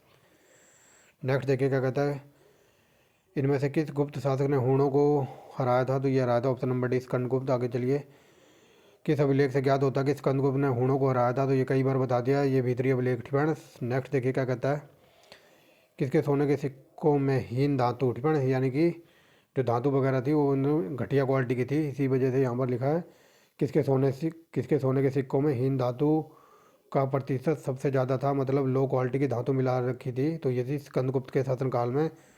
जो सोने के सिक्के बनते थे तो उसमें घटिया किस्म की धातु का प्रयोग होता था, यानी कि हीन धातु। आगे चलिए, उत्तर उत्तरगुप्त उत्तरगुप्त वंश, ठीक है ना, उत्तरगुप्त वंश में के निम्नलिखित राजाओं में से कौन हर्ष के समकालीन था, तो ये था माधवगुप्त। आगे चलिए, पण पणदत्त को पणदत्त को किसने सौराष्ट्र का प्रांतपति बनाया था, तो ये सौराष्ट्र कहा जाता है गुजरात को। ठीक है, तो पणदत्त को किसने सौराष्ट्र का प्रांतपति बनाया था, तो ये बनाया था स्कंदगुप्त। ठीक है, नेक्स्ट देखिए, क्या कहता है, समुद्रगुप्त के समय कांची का राजा कौन था, तो ये था विष्णुगुप्त। ठीक है, आगे चलिए, निम्नलिखित में से किस अभिलेख से प्रकट होता है कि प्राचीन श्रेणियाँ बैंक का भी काम करती थी, तो प्राचीन श्रेणियाँ बैंक का काम करती थी, तो ऐसा बताता है कुमारगुप्त का मंदसौर अभिलेख, ऑप्शन नंबर बी। ठीक है, तो ये हो जाएगा ऑप्शन नंबर बी। जो कुमारगुप्त का मंदसौर अभिलेख है, तो वो बताता है कि जो प्राचीन श्रेणियाँ थी वो काम करती थी एज ए बैंक। ठीक है, बैंक का भी काम करती थी। आगे चलिए, कुमारगुप्त के मंदसौर अभिलेख में वर्णित श्रेणी संगठन का क्या नाम था, तो बताइए क्या नाम था, तो इसका नाम था तंतुबाय। ठीक है, ऑप्शन नंबर ए एकदम डीप लेवल का था। आगे चलिए, नालंदा। ठीक है, नालंदा विश्वविद्यालय की स्थापना, तो ये लॉलीपॉप है आज भी। ठीक है, तो ये कुमारगुप्त ने करवाई थी। ठीक है, कुमारगुप्त प्रथम। ठीक है, नालंदा विश्वविद्यालय की स्थापना किस गुप्त शासन काल में हुई थी। ठीक है, तो याद रख लेना। ठीक है, नालंदा विश्वविद्यालय की स्थापना हुई थी कुमारगुप्त के काल में, और कुमारगुप्त ने ही कराई थी। ठीक है, आगे चलिए, नालंदा विश्वविद्यालय का संस्थापक कौन था, तो ऑप्शन नंबर हो जाएगा भी कुमारगुप्त। ठीक है, नेक्स्ट देखिए, क्या कहता है, फाहियान ने किसके व्यक्तित्व का विवरण दिया, तो फाहियान ने विवरण दिया, तो बताइए किसका विवरण दिया है फाहियान ने। ठीक है, तो फाहियान ने चंद्रगुप्त द्वितीय का विवरण दिया। ठीक है, कई बार क्वेश्चन पूछा जाता है, यहाँ पर है प्रिंटिंग मिस्टेक। ठीक है, यहाँ पर होना चाहिए था ऑप्शन नंबर सी। ठीक है, याद रख लेना, कई बार ये पूछ लेता है कि फाहियान किसके शासनकाल में आया था, तो ये गुप्त काल में आया था और चंद्रगुप्त द्वितीय के काल में, तो चंद्रगुप्त द्वितीय का ही वर्णन दिया है, ठीक है इसने। और कई बार ये पूछ लेता है फाहियान को चीन का राजदूत बनाकर किसने भेजा था इंडिया में, तो उसका नाम था ताई शू, ठीक है, ताई शू वगैरह नाम था, जो कि हम ताई शुंग वगैरह नाम था, जो कि हम अभी आगे देखेंगे, ठीक है। तो इसका आंसर हो जाएगा यहाँ पर सी कर लो, ठीक है, ये ऑप्शन नंबर सी। आगे चलिए, फाहियान की यात्रा का विवरण का नाम क्या है, तो ये हो जाएगा फो क्यू की, ठीक है, फो क्यू की, ये इसकी पुस्तक थी। आगे चलिए, चीनी यात्री जिसे गुप्त काल में भारत की दशा का वर्णन किया है, तो बताइए किसने किया है, तो ये किया है फाहियान ने, ठीक है। तो ये मैंने बताया ना, फाहियान ने चंद्रगुप्त के काल का वर्णन किया है और चंद्रगुप्त द्वितीय का विवरण दिया, ठीक है। ये देखिए यहाँ पर क्लियर कर लीजिए, चीनी यात्री, ठीक है, चीनी यात्री फाहियान की भारत यात्रा के समय गुप्त वंश का शासक कौन था, तो ये था चंद्रगुप्त द्वितीय, ठीक है। आई होप ये वाला क्वेश्चन अब क्लियर हो गया होगा, क्योंकि फाहियान ने विवरण दिया है चंद्रगुप्त द्वितीय का, ठीक है, द्वितीय के काल में आया था, तो इसी का विवरण दिया है, इसी वजह से यहाँ पर डी की जगह कर लो सी, ठीक है, ऑप्शन नंबर सी, ठीक है। तो ये देखिए, चीनी यात्री फाहियान ने भारत की यात्रा के समय गुप्त राजवंश के शासक का विवरण दिया है या फिर डिफाइन किया है, तो ये चंद्रगुप्त द्वितीय का करेक्टर डिफाइन किया था इसने, यानी कि इसी का विवरण दिया था। आगे चलिए, मथुरा स्तंभ अभिलेख के अनुसार उदिताचार्य ने 2 शिवलिंगों को किन नाम से प्रतिस्थापित किया था, तो बताइए किस नाम से किया था 2 शिवलिंगों को, तो ये था कपिलेश्वर और उपमितेश्वर, ठीक है, ऑप्शन नंबर सी, ये आयुष का एकदम डीप लेवल का है। आगे चलते हैं, चीनी यात्री फाहियान की यात्रा का विवरण का संबंध में यह उल्लेखनीय है कि वह गुप्त वंश के शासकों का कोई उल्लेख नहीं करता, ठीक है, तो ये गलत है, ठीक है। फ्रेंड्स, तो यहाँ पर ये बताना था कि जो फाहियान ने भारत की यात्रा की थी, यात्रा के विवरण के संबंध में कौन सा कथन उल्लेखनीय है, यहाँ पर बताना कौन सा कथन सही नहीं है, ठीक है। तो यहाँ पर ऑप्शन नंबर पहला ही सही नहीं है, ठीक है, ऑप्शन नंबर ए, यानी कि यहाँ पर बताना था गलत कौन सा कथन है, तो ये देखिए, गुप्त वंश के शासकों का कोई उल्लेख नहीं करता, तो ये गुप्त राजाओं के काल में आया था तो उल्लेख करेगा, ठीक है, तो पहला गलत है। दूसरा पढ़िए, गुप्त वंश का सविस्तार का विवरण देता है, तो ये सही है। गुप्त प्रशासन की आलोचना करता है, ये भी सही है। हिंदू स्थापत्य और मूर्तिकला की प्रशंसा करता है कौन, फाहियान, ठीक है, लेकिन हमें बताना था गलत, ठीक है, तो गलत है ऑप्शन नंबर ए। यहाँ पर लिखा है गुप्त शासकों का कोई भी उल्लेख या फिर कोई भी वर्णन नहीं करता, तो ये गलत है, ठीक है, ऑप्शन नंबर ए आंसर है। आई होप क्लियर हो गया होगा। आगे चलिए, दामोदरपुरम ताम्रपत्र लेख जो स्थानीय प्रशासन का विवरण देता है किसके शासन काल से संबंधित है, तो ये है कुमारगुप्त प्रथम, ठीक है, यानी कि दामोदरपुर ताम्रलेख, तो ये कुमारगुप्त के शासनकाल से संबंधित है, जो कि स्थानीय यानी कि गांव के शासन का वर्णन देता है, ठीक है, ऐसे याद रख लेना। वह कौन सा गुप्तकालीन अभिलेख यह है, कौन सा गुप्तकालीन अभिलेख आचार्य उदिताचार्य का भागवत कुशिक के वंश के रूप में उल्लेखित करता है, तो ये करता है ऑप्शन नंबर बी, चंद्रगुप्त द्वितीय का मथुरा अभिलेख, ये एकदम डीप लेवल का है, इसीलिए आयुष का है, ठीक है। आगे चलिए, सती प्रथा, ये वेरी वेरी मोस्ट इंपॉर्टेंट है। सती प्रथा का सबसे पहले साक्ष्य या फिर सबसे पहला विवरण मिलता है, तो ये आयरन अभिलेख, ऑप्शन नंबर बी, ठीक है, ये कई बार क्वेश्चन पूछा है, याद रखना। आगे चलिए, नगर प्रशासन के प्रसंग में नगर श्रेष्ठी और सारसबा का उल्लेख निम्नलिखित में से किस स्थान से प्राप्त अभिलेखों से हुआ है, तो बताइए किस स्थान से अभिलेख मिला है जिसमें कि नगर प्रशासन और श्रेष्ठी सारसबा का उल्लेख मिला है, तो यह है पुंड्रबर्धन, ठीक है, ऑप्शन नंबर बी। तो ये सती प्रथा का उल्लेख साक्ष्य कहाँ से प्राप्त हुआ है, तो ऑप्शन नंबर ए, ऐरण अभिलेख से। आगे चलिए, सती, ठीक है, तो देखिए एक सेकेंड,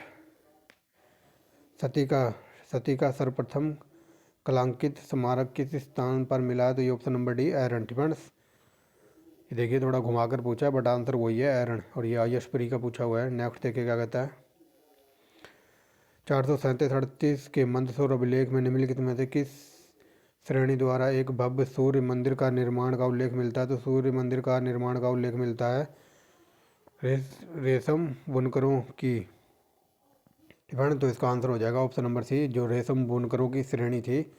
तो इन्होंने मंदसौर अभिलेख में यह जानकारी मिलती है कि रेशम बुनकरों की श्रेणी ने, ठीक है, श्रेणी ने एक भव्य सूर्य मंदिर का निर्माण किया था। ठीक है, तो याद रखना मंदसौर अभिलेख में जो सूर्य मंदिर है, सूर्य मंदिर को बनवाया था तो रेशम बुनकरों की श्रेणी ने। ठीक है, ऐसे याद रख लेना। और यहाँ पर पूछा है मंदसौर अभिलेख में निम्नलिखित में से किस श्रेणी द्वारा भव्य सूर्य मंदिर का निर्माण कराया गया था, तो ये रेशम बुनकरों की श्रेणी ने। ठीक है, आई होप क्लियर हो गया होगा। आगे चलिए, मध्य प्रदेश के किस स्थान से प्राप्त अभिलेख में सती होने की घटना का उल्लेख मिलता है, तो ये सती प्रथा का उल्लेख ऐरण अभिलेख में मिलता है, कई बार बता दिया। आगे चलिए, निम्नलिखित में से एक अभिलेख लोह स्तंभ पर पाया गया है, तो लोह स्तंभ पर पाया गया ये महरौली का स्तंभ। ठीक है, महरौली अभिलेख।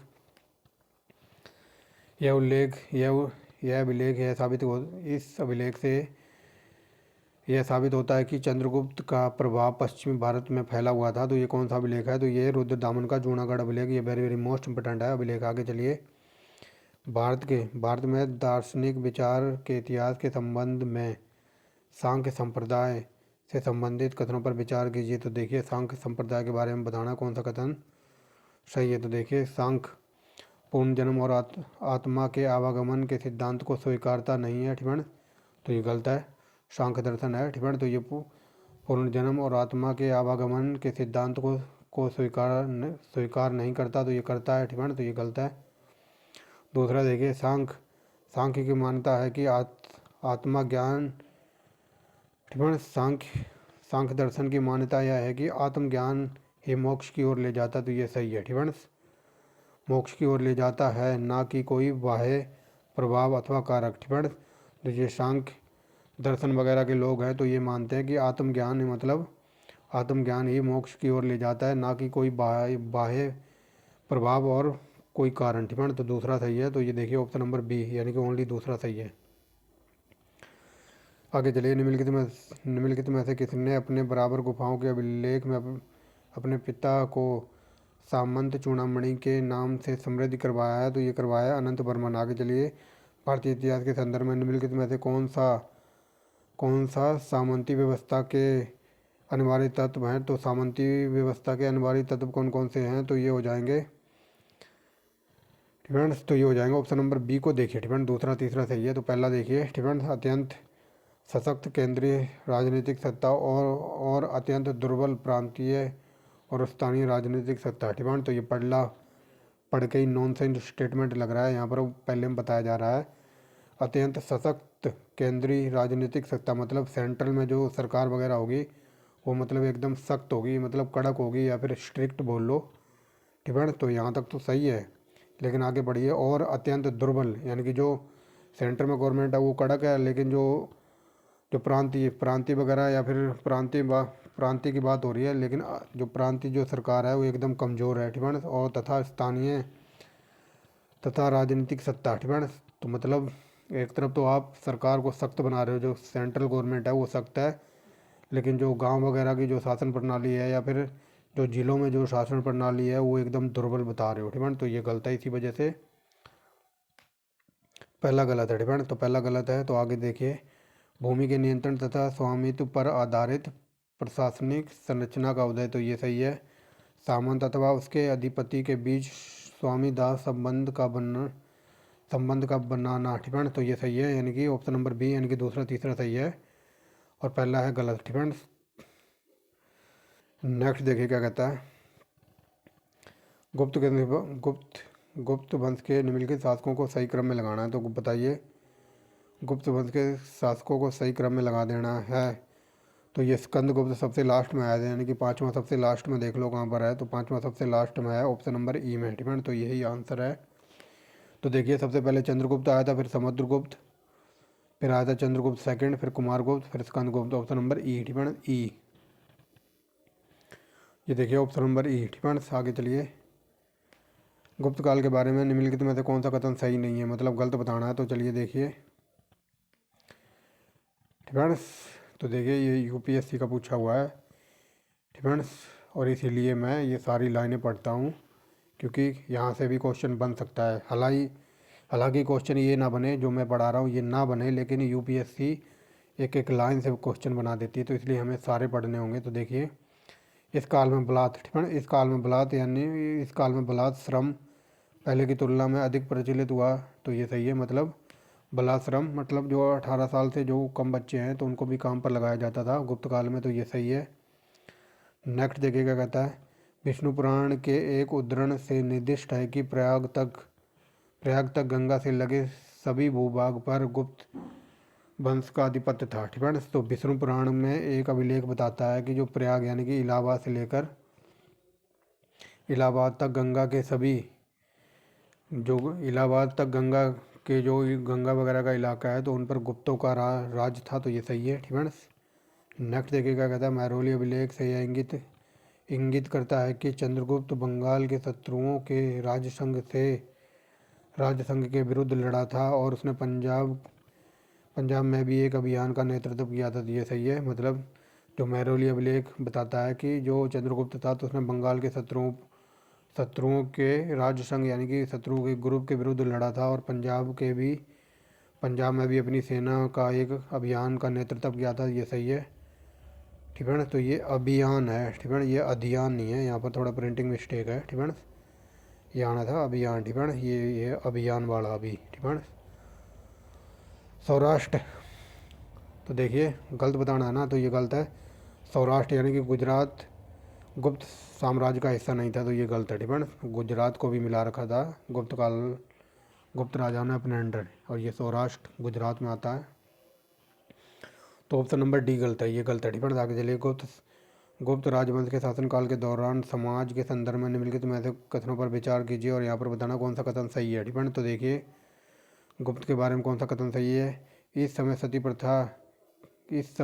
प्रथा किसी का उसके पति की चिंता के साथ दहा अविविध था, ठीक है। तो ये गलत है, ठीक है। दूसरा देखिए, उस समय पान चबाना एक लोकप्रिय, ठीक है। तो गुप्त काल में पान चबाना एक लोक प्रचलित था, तो ये दूसरा सही है, ऑप्शन नंबर बी, ठीक है। और पहला गलत इसलिए है क्योंकि कई बार मैंने बताया जो सती प्रथा होती थी, मतलब कोई लेडीज वगैरह अगर उसका हस्बैंड वगैरह मर जाए तो उसी समय जब उसके हस्बैंड को जलाया जाता था तो जिंदा लड़की को भी चिता में जलना पड़ता था, इसको कहते थे सती प्रथा। तो यहाँ देखिए लिखा है उस समय सती प्रथा किसी स्त्री का उसके पति की चिता के साथ दहा अविविध था, ठीक है। अविविध नहीं था क्योंकि दहा मतलब दाह संस्कार लड़की को भी जलना पड़ता था उसी टाइम, ठीक है। और यहाँ पर लिखा है अविविध मतलब वो जलती नहीं थी, तो ये इसी वजह से गलत है। नेक्स्ट देखिए, निम्नलिखित साहित्य, ठीक है। निम्नलिखित साहित्य की शासकीय पुस्तकों में निम्नलिखित में से कौन गुप्त काल में लिखी गई, तो बताइए। शास्त्रीय जो पुस्तक हैं तो गुप्त काल में कौन कौन सी लिखी गई थी, तो ये अमरकोश, कामसूत्र, मेघदूत और मुद्रा राक्षस, ये चारों के चारों मोस्ट इंपोर्टेंट हैं। आगे चलिए, यहाँ पर बताना है भारतीय इतिहास में गुप्त काल के बारे में कौन सा कथन गलत है, ठीक है, यानी कि गलत बताना है। तो चलिए देखिए, पहला देखिए क्या कहता है। संस्कृत भाषा साहित्य सदियों के विकास के बाद शाही संरक्षण के माध्यम से वहाँ पहुँची जिसे शास्त्रीय प्रकाश के एक स्तर के रूप में वर्णित किया गया, तो पहला सही है। देखिए दूसरा क्या कहता है। महिलाओं की स्थिति में पुनः परिभाषित किया गया और वे औपचारिक शिक्षा की हकदार थी और इसी कारण से इस काल में महिलाएं शिक्षक, दार्शनिक और डॉक्टर थी। समय पूर्व विवाह कानून द्वारा निषेध था और उन्हें संपत्ति का अधिकार था। यहाँ तक वगैरह ठीक है, लेकिन ये गलत है, फ्रेंड्स। तो उन्हें संपत्ति का अधिकार वगैरह नहीं था। नेक्स्ट देखिए क्या कहता है। पुजारियों और मंदिरों को प्रशासनिक और वित्तीय निरपराधाताओं के साथ साथ भूमि तथा गांव के बड़े हुए थे, तो ये भी सही है। नेक्स्ट देखिए क्या कहता है। बड़े हुए अधिक अनुदान दिए जाने और प्रशासनिक सत्ता का विकेंद्र प्रभावित था। सिंपल वे में समझिए, जो गुप्त काल में जो भी पुजारी और ब्राह्मण वगैरह थे तो गुप्त काल में सबसे ज़्यादा भूमि अनुदान ब्राह्मणों को और पुजारियों वगैरह को दिए जाते, तो ये सही है, ठीक है। और जो गांव वगैरह या फिर जो भूमि वगैरह गुप्त काल में ब्राह्मणों और पुजारियों को दी जाती थी, इन पर कोई भी टैक्स नहीं लगता था, मतलब ये टैक्स फ्री थी, ठीक है, ऐसे याद रखना। आगे देखिए, भूमि अनुदानों में भारत में कृषि दासता के उद्भव का तथा सामंती विकासों का रास्ता खोला, जिसके परिणाम स्वरूप कृषक वर्ग में निराशा हुई। ठीक है, तो ये सही है, लेकिन हमारा ऑप्शन नंबर बी गलत है। ठीक है, ये यूपीपी। ठीक है, याद रखना गुप्त काल में सबसे ज़्यादा जो भूमि अनुदान पुजारियों को और ब्राह्मणों को दी जाती थी, और ऐसे ही भूमि पुजारियों को और ब्राह्मणों को मिलती गई, जिसकी वजह से जो किसान वर्ग था उनमें निराशा छा गई थी। ठीक है, ऐसे याद रखना। आगे देखिए, निम्न को सम्मिलित कीजिए। तो चलिए देखिए, सम्मिलित कर देते हैं। तो देखिए, देवपुत्र। तो देवपुत्र का संबंध था राजकीय उपाधि थे। ठीक है, देवपुत्र क्या थी, तो ये उपाधि थी, यानी कि 3। और गोमुलिक। ठीक है, तो गोमुलिक कौन थे, तो ये राज्य के कर्मचारी थे, यानी कि 4। और कुल्लभ। ठीक है, कुल्लबाब। ठीक है, कुल्लबाब कौन थे, तो ये थे भूमि नापने की इकाई। ठीक है, कुल्लबाब यानी कि भूमि नापने की इकाई, यानी कि 1। और आहार क्या था, तो ये प्रशासनिक इकाई, यानी कि 2। 34/12 देखिए कहीं पर है। ठीक है ना, तो ये देखिए ऑप्शन नंबर बी में बता रहा है 34/12। ठीक है, नेक्स्ट देखिए, निम्न कथनों को ध्यान से पढ़िए और यहाँ पर बताना है, निम्न कूटों के आधार पर उत्तर दीजिए। मतलब हमें बताना है कौन सा कथन सही है। तो देखिए, गुप्त सम्राट स्वयं के लिए देवीय अधिकारों का दावा करते थे, ये सही है। उनका प्रशासन नितांत केंद्रीकृत था, केंद्रीकृत नहीं था। ठीक है ना, यही गलत है। नेक्स्ट देखिए, दूसरा गलत है ना, तो दूसरा यहाँ पर है, यहाँ पर है, और पहले में भी दूसरा है, तो ये नहीं होगा। ठीक है, तो इसका आंसर हो जाएगा ऑप्शन नंबर सी। आगे चलिए, उन्होंने भूमि अनुदान की परंपरा को विस्तारित किया। तो ये ऊपर बता दिया, भूमि का अनुदान सबसे ज़्यादा पुजारियों और ब्राह्मणों को दिया जाता था, और गुप्त काल में भूमि अनुदान की परंपरा A1 क्वालिटी की टॉप लेवल पर पहुँच गई थी। Option number C. ठीक है, आगे चलिए, सारनाथ की भूमि स्पर्श मुद्रा वाली बौद्ध प्रतिमा कलांकित है, तो ये गुप्त काल की है। ठीक है, आगे चलिए, यहाँ पर मिलान करना है, तो चलिए देखिए मिलान कर देते हैं। ठीक है,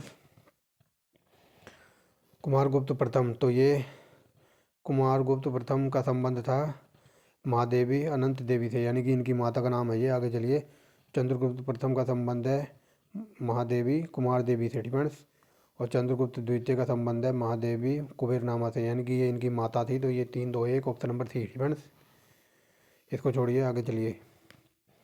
तो भूमि स्पर्श मुद्रा की सारनाथ मूर्ति का संबंध गुप्त काल से कई बार बता दिया। आगे चलिए, तो गुप्त काल को स्वर्ण युग कहा जाता है इंडिया का। ठीक है, प्राचीन भारत में किस वंश के शासन काल को स्वर्ण युग कहा जाता है, तो गुप्त काल ऑप्शन नंबर सी। ये लॉलीपॉप क्वेश्चन है और कई बार पूछा ग्रुप 3D में। आगे चलिए, किस काल में भूमि अनुदान की प्रक्रिया तीव्र हो गई, तो ये कई बार बता दिया गुप्त काल में। आगे चलिए, आगे देखिए, किस शासक वंश ने मंदिरों और ब्राह्मणों को सबसे अधिक ग्राम अनुदान दिए, तो ये कई बार बता दिया है मंदिरों में, यानी कि मंदिरों के पुजारियों को और ब्राह्मणों को भूमि अनुदान या फिर गांव भी दान में दे दिए जाते थे। तो गुप्त काल में ऐसा होता था। Option number A. आगे चलिए, नालंदा की स्थापना गुप्त काल में हुई थी। आगे चलिए, त्रिमूर्ति की अवधारणा का उदय हुआ था, तो ये गुप्त काल में हुआ था। बाल विवाह की प्रथा आरंभ हुई थी, तो ये गुप्त काल से ही आरंभ हो गई थी। आगे चलिए, कौन सा राजवंश हूणों के आक्रमण से अत्यंत प्रचलित या फिर विचलित हुआ था, तो ये हुआ था गुप्त। ठीक है, आगे चलिए, मालवा काल में गणना निम्नलिखित में से किस संबंध से अभिन्न थी, तो ये थी ऑप्शन नंबर सी गुप्त अग्रहार। ठीक है, ये वेरी वेरी मोस्ट इंपोर्टेंट नाम है अग्रहार। ठीक है, अग्रहार भूमि अनुदान के संदर्भ में निम्नलिखित में से कौन सा कथन सही नहीं है, तो देखिए, राजा इसे किसी को भी दे सकता था। ठीक है ना, तो ये सही है। यह भूमि कर मुक्त होती थी, कई बार बता दिया है। ठीक है ना, जो भूमि ये दान वगैरह में देते थे तो इन पर कर मुक्त होती थी, मतलब कोई भी टैक्स वगैरह नहीं लगता था। ठीक है ना, तो ये टैक्स मुक्त होती थी, सही है। आगे चलिए, दान ग्रहीता के आचरण पर आपत्ति होने पर राजा इसे वापस ले सकता था। मान लो राजा किसी को 2 गांव दान में दे रहा है, लेकिन जो लेने वाला है यानी कि दान ग्रहीता, यानी कि जो दान को ले रहा है, यानी कि ये 2 गाँव को ले रहा है, अगर इसे आपत्ति वगैरह है, मान लो कोई 2 गांव बड़े बड़े हैं और ये लेने वाला ये कह ले कि गांव बहुत बड़े बड़े हैं, तो ये मैं इनकी देख रेख नहीं कर पाऊँगा, तो राजा इनको वापस भी ले लेता था। डिपेंड्स, तो ये गलत है। डिपेंड्स, यहाँ पर गलत बताना था, मतलब राजा ने अगर 2 गांव दे दिए तो दे दिए, इसे वापस नहीं लेता था। डिपेंड्स, आगे चलिए, यह ब्राह्मणों के विशेष अधिकार को दर्शाता, तो ये भी सही है, ऑप्शन नंबर सी गलत है। आगे चलिए, पूर्व गुप्त काल पूर्व गुप्त काल में कहापण क्या था, तो कहापण था एक सिक्का। ठीक है, पूर्व गुप्त काल में एक सिक्के को कहा जाता था कहापण, और कई जगह ये आपको कृपाषण भी लिखा मिलेगा, ठीक है ना। कृपाषण ऐसे ऐसे वाला, तो ये सिक्के को इंडिकेट करता है। आगे चलिए, ठीक है ना। तो गुप्त काल में ऊनी वस्त्र का उत्पादन केंद्र और एवन क्वालिटी के कपड़े होते थे गांधार में, ठीक है ना। यहाँ पर देखिए गुप्त काल में निम्नलिखित में से कौन ऊनी वस्त्र के उत्पादन के लिए प्रमुख केंद्र था, तो ये गांधार। आगे चलिए, प्राचीन भारत में कारीगरों की संस्था को क्या कहते थे, इसको कहते थे श्रेणी। अब नेक्स्ट देखिए, गुप्तकालीन भारत में मेहतर और पडिक्कल पदनाम किन के लिए प्रयुक्त होते थे, तो जो गांव का सरपंच वगैरह होता था तो गुप्त काल में पडिक्कल या फिर मेहतर कहा जाता था सरपंच को। आगे चलिए, निम्नलिखित में से कौन सा शब्द बाजार केंद्र को संकेतित करता था, तो बाजार केंद्र को संकेतित करता था निगम, ठीक है। यानी कि गुप्त काल में बाजार केंद्र को निगम कहते थे, ऐसे याद रख सकते हैं आप। आगे चलिए, गुप्त शासकों के द्वारा जारी किए गए चांदी के सिक्के कहलाते थे ये रूपक। और ये देखिए, ये जो कृपाषण है ना, जो अभी लिख के बताता है, ये कई जगह ऐसे भी लिखा मिलेगा आपको, याद रख लेना, ठीक है। गुप्त काल में उत्तर भारतीय व्यापार निम्नलिखित में से किस एक पत्तन से होता था, तो होता था ताम्रलिपि, ठीक है। आगे चलिए, गुप्त स्वर्ण यानी कि गुप्त काल के सोने के सिक्के और चांदी के सिक्के निम्नलिखित सिक्कों पर आधारित थे, तो ये थे कुषाण और क्षत्रप, ठीक है। जो गुप्त काल के जो सोने के सिक्के थे, तो ये कुषाण कालीन राजाओं के सिक्कों पर आधारित थे, और चांदी के सिक्के क्षत्रप शासकों के सिक्कों पर आधारित थे। आगे चलिए, गुप्तकालीन रजत मुद्राओं को नाम दिया गया था, तो इसको कहते थे रूपक। आगे चलिए, और ये लॉलीपॉप क्वेश्चन है, ठीक है, एकदम डीप लेवल का है, ये आईएएस का पूछा हुआ है, यहाँ देख लीजिए, ये देखिए, ये आईएएस का पूछा हुआ है, ठीक है। और यहाँ पर लिखा है प्राचीन काल में अक्षय निधि क्या था, तो बताइए, अक्षय निधि बता सकता है कोई, क्या था,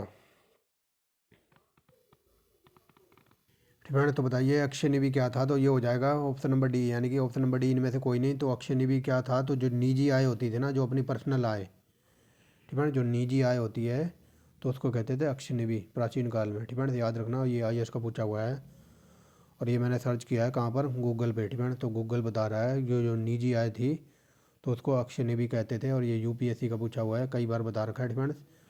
जो आंसर टेस्ट की सीरीज करा रखी है ना मैंने, लगभग रामशरण शर्मा की बुक से, ठीक है। तो मैराथन नाम से प्ले लिस्ट बना रखी है, तो आप वहाँ जाके ऐसे डीप लेवल के क्वेश्चनों की प्रैक्टिस कर सकते हैं, अभी भी टाइम है। आगे चलिए, गुप्तकालीन समाज में ह्रास के क्या कारण थे, तो बताइए, गुप्तकालीन समाज था तो ह्रास का क्या कारण था, तो वाणिज्यिक व्यापार का ह्रास, ठीक है। जो ये गुप्तकालीन राजा थे, ये भूमि दिए जा रहे थे ब्राह्मणों को, पुजारियों को, और पैसे वगैरह खूब लुटाते थे, और ऐसा टाइम आ गया था कि इनके पास कुछ भी नहीं बचा था खर्च करने के लिए। फिर इनके काल में जो भी सोने की मूर्तियाँ वगैरह थी, उनको गलवा कर सोने में बदलवा कर, ठीक है ना, तब जाके ये अपना खर्चा चलाते थे।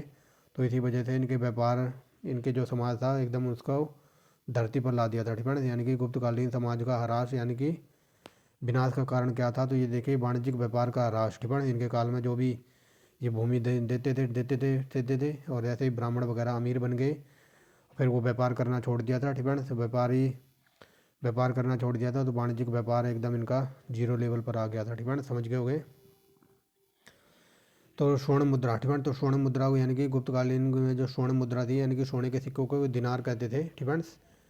आगे चलिए, बाघ और बलि, ये वेरी वेरी मोस्ट इंपॉर्टेंट है, ये वो बकरे वाली बलि नहीं है, ठीक है। ये हरियाणा स्टाफ सिलेक्शन, यानी कि जो हरियाणा पीसीएस 2022 का पेपर हुआ था, वहाँ पर ये पूछा था कि बलि क्या होती थी, तो ये राजा को जो जनता वगैरह भेंट देती थी या फिर प्रेजेंट देती थी, तो उसको कहते थे बलि, ठीक है। तो यहाँ देखिए, भाग और बलि क्या थे, तो ये हो जाएगा ऑप्शन नंबर बी, राजस्व के स्रोत थे, ठीक है। जो राजस्व के स्रोत थे, तो उसको कहते थे भाग और बलि, ठीक है। जो राजा को जिससे आय प्राप्त होती थी, ठीक है, तो ये राजा को जो नजराना वगैरह जो जनता चढ़ाती थी, तो उसको कहते थे बलि, ठीक है, याद रखना।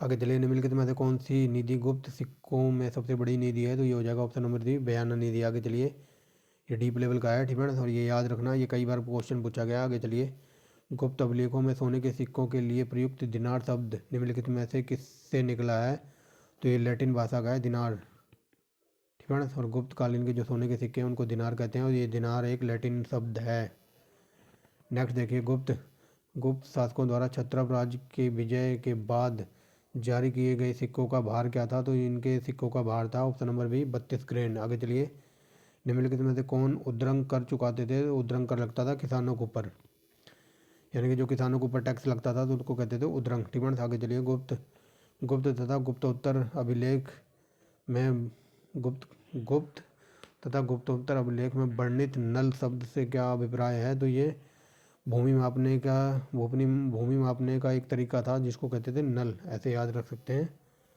आगे चलिए, गुप्त काल में प्रांतपति किस नाम से जाने जाते थे? तो प्रांतपति को कहते थे उपरिक महाराज। ठीक है, उपरिक महाराज को प्रांतपति कहते थे। निम्नलिखित में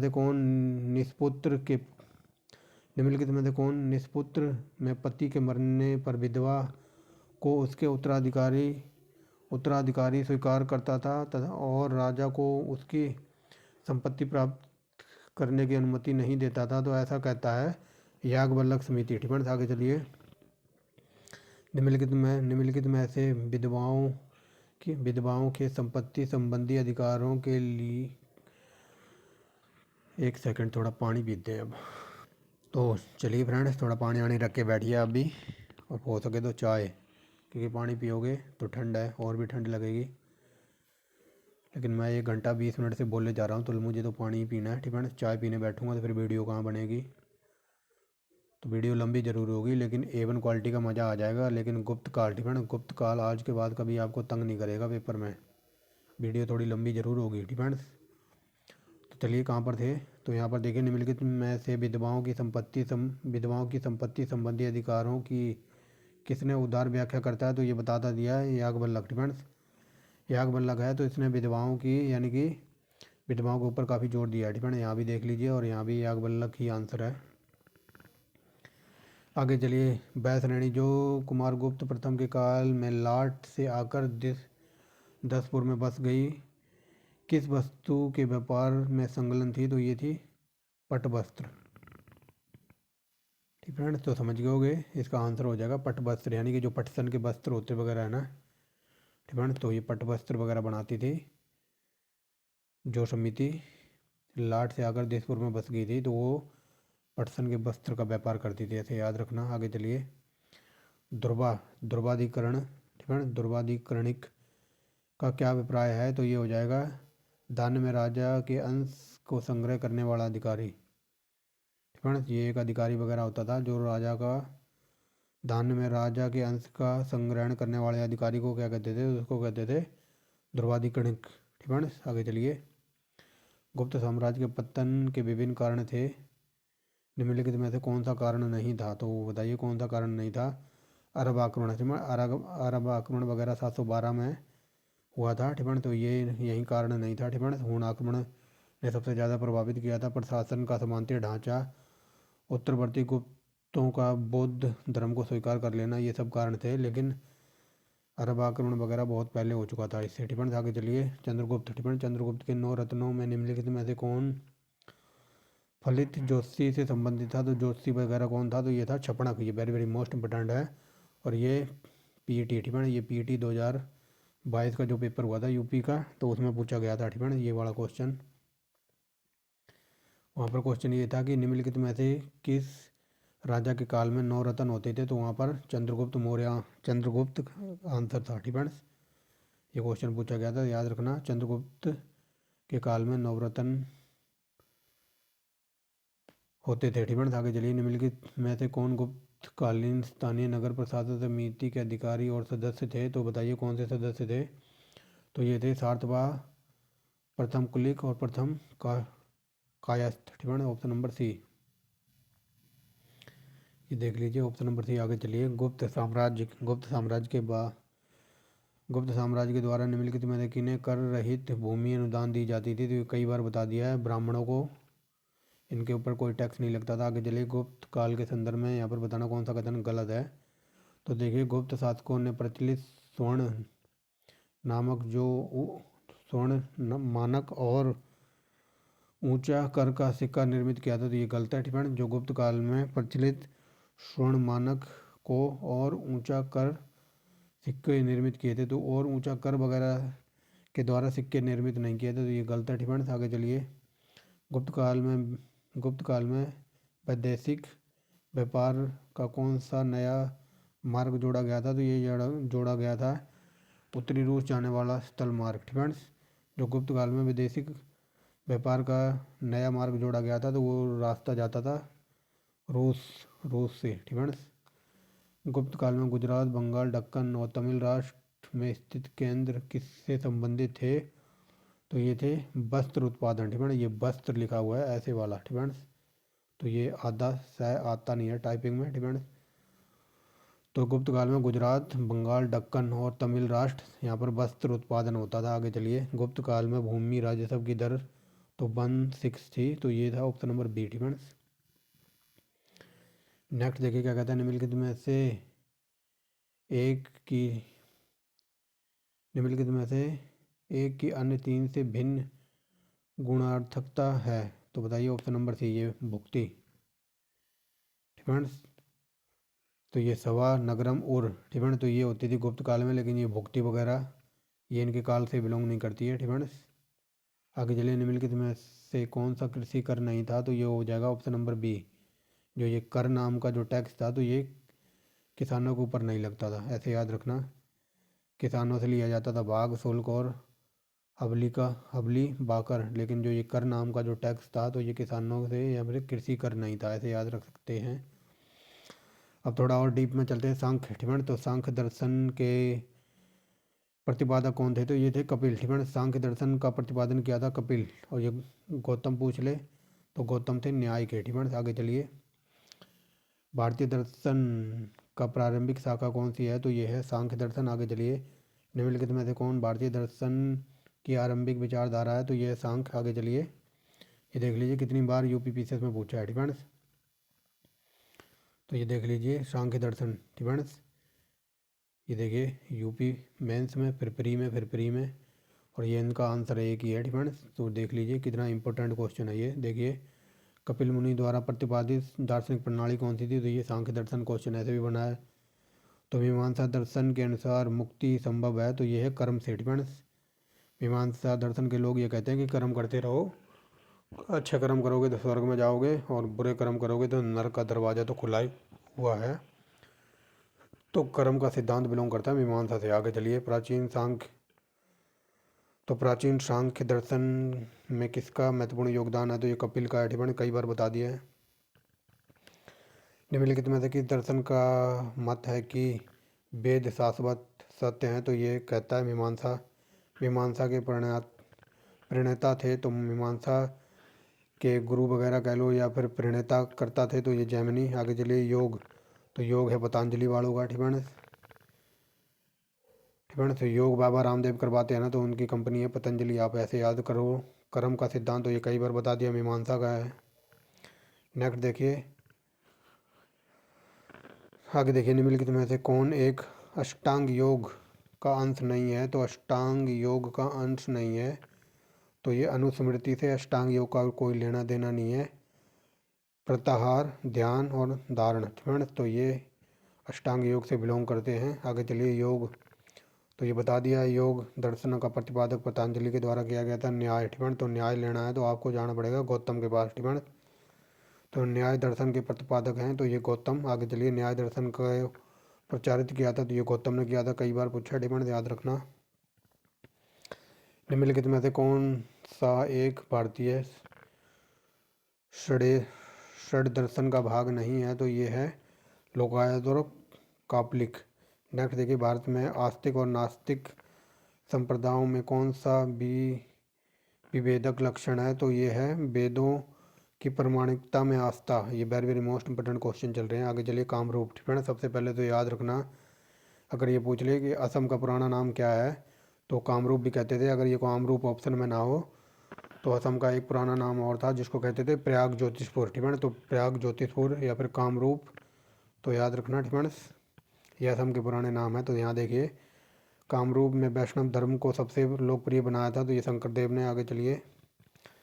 ये है इवन क्वालिटी का क्वेश्चन, और ये कहते हैं कौन, चारवाक लोग ये कहते हैं कि जब तक जीवित रहो सुख से रहो, ठीक है, जब तक जीते रहो सुख से जीते रहो, भले ही इसके लिए ऋण लेना पड़े, क्योंकि शरीर के भस्मीभूत हो जाने पर पुनरागमन नहीं हो सकता। पूर्ण जन्म का निषेध करने वाली यह उक्ति किसकी है? तो ये चारवाकों की है। ठीक है। तो चारवाक ये कहते हैं, जब तक जीवित रहो, खुश रहो, मस्त रहो, घी पियो, चाहे इसके लिए तुम्हें कर्जा ही लेना पड़े, क्योंकि शरीर है और एक बार मरने के बाद आत्मा का पूर्ण जन्म का निषेध नहीं होता। ठीक है। तो पूर्ण जन्म का निषेध करने वाली ये युक्ति है चारवाकों की। ठीक है। यानी कि जब तक जी रहे हो ठाठ में जियो, लग्जरी कारों में घूमो, लग्जरी ब्रांडेड जूते वगैरह पहनो। ठीक है। चाहे इसके लिए तुम्हें कर्जा ही लेना पड़े। तो ये कहते हैं चारवाहक। ठीक है। जब तक रहो सुख में रहो, घी पियो, और इसके लिए चाहे कर्जा ही लेना पड़े। तोरमान। ठीक है। तोरमान किस जातीय दल का था? तो ये था हूण। तो देखिए शक और गुप्त संबंधों के बीच डिफरेंस कितना आया? तो ये डिफरेंस है 242। आगे चलिए, गुप्त काल में निम्नलिखित में से किसकी पूजा मुख्यतः होती थी? तो ये होती थी विष्णु और शिव की। Very very most important. Next देखिए, गुप्त काल में संस्कृत नाटकों में से एक विशेष लक्षण यह था कि ऊंचे सामाजिक स्तर से संबंधित पात्र संस्कृत बोलते थे, जबकि निम्न सामाजिक स्तर से संबंधित पात्र प्राकृतिक बोलते थे। ये सही है। ठीक है। सिंपल वे में समझिए। गुप्त काल में जो संस्कृत नाटक वगैरह के जो विशेष लक्षण यह था, मतलब संस्कृत नाटकों में ये लिखा जाता है कि जो ऊंचे वर्ग है, ठीक है, जो ऊंचे सामाजिक वर्ग के लोग थे तो वो संस्कृत बोलते थे, और जो निचली जाति के लोग थे यानी कि निम्न सामाजिक स्तर के जो लोग थे तो प्राकृतिक भाषा बोलते थे। ये सही है। एक भाषा के रूप में प्राकृतिक प्राकृतिक संस्कृत के शास्त्रीय रूप की तुलना में तात्कालिक बोलचाल की भाषा थी। तो ये सही है। ठीक है। सही है दोनों के दोनों। ठीक है। तो ये हो जाएगा ऑप्शन नंबर ए और आर सही है। यहाँ पर स्पष्टीकरण भी कर रहा है। ठीक है। क्योंकि यहाँ पर लिखा है निम्न स्तर के लोग जो प्राकृतिक भाषा बोलते थे, और जो प्राकृतिक आम बोलचाल थी तो इसी को शास्त्रीय रूप की तुलना में तात्कालिक बोलचाल की भाषा थी, ये प्राकृतिक। ठीक है। ऐसे समझ सकते हो। आगे चलिए, निम्नलिखित में से कौन बीज गणित के क्षेत्र में अपने योगदान के लिए विशिष्ट रूप से जाना जाता है? तो ये आंसर हो जाएगा भास्कराचार्य। ठीक है। आगे चलिए, महान संस्कृत कालिदास। तो कालिदास किसके काल में थे? तो कालिदास थे चंद्रगुप्त सेकंड के। आगे चलिए, निम्नलिखित में से कौन प्रभावती गुप्ता की माता थी? तो ये हो जाएगा कुबेर नामा। ठीक है। कुबेर नामा ही है ना? ठीक है। कुबेर नागा। ठीक है। तो ये कुबेर नागा प्रभावती गुप्ता की माता थी। ठीक है। ऑप्शन नंबर बी, ऐसे याद रखना। तो चलिए, निम्नलिखित कालिदास द्वारा रचित मालविका अग्निमित्रम नायक का नायक कौन है? तो ये अग्निमित्रम। ठीक है। जो कालिदास की रचना है मालविका अग्निमित्रम, ये कई बार पूछिए किसने लिखी? तो कालिदास ने लिखी है। और ये किसके ऊपर लिखी गई? तो अग्निमित्र के ऊपर। ठीक है।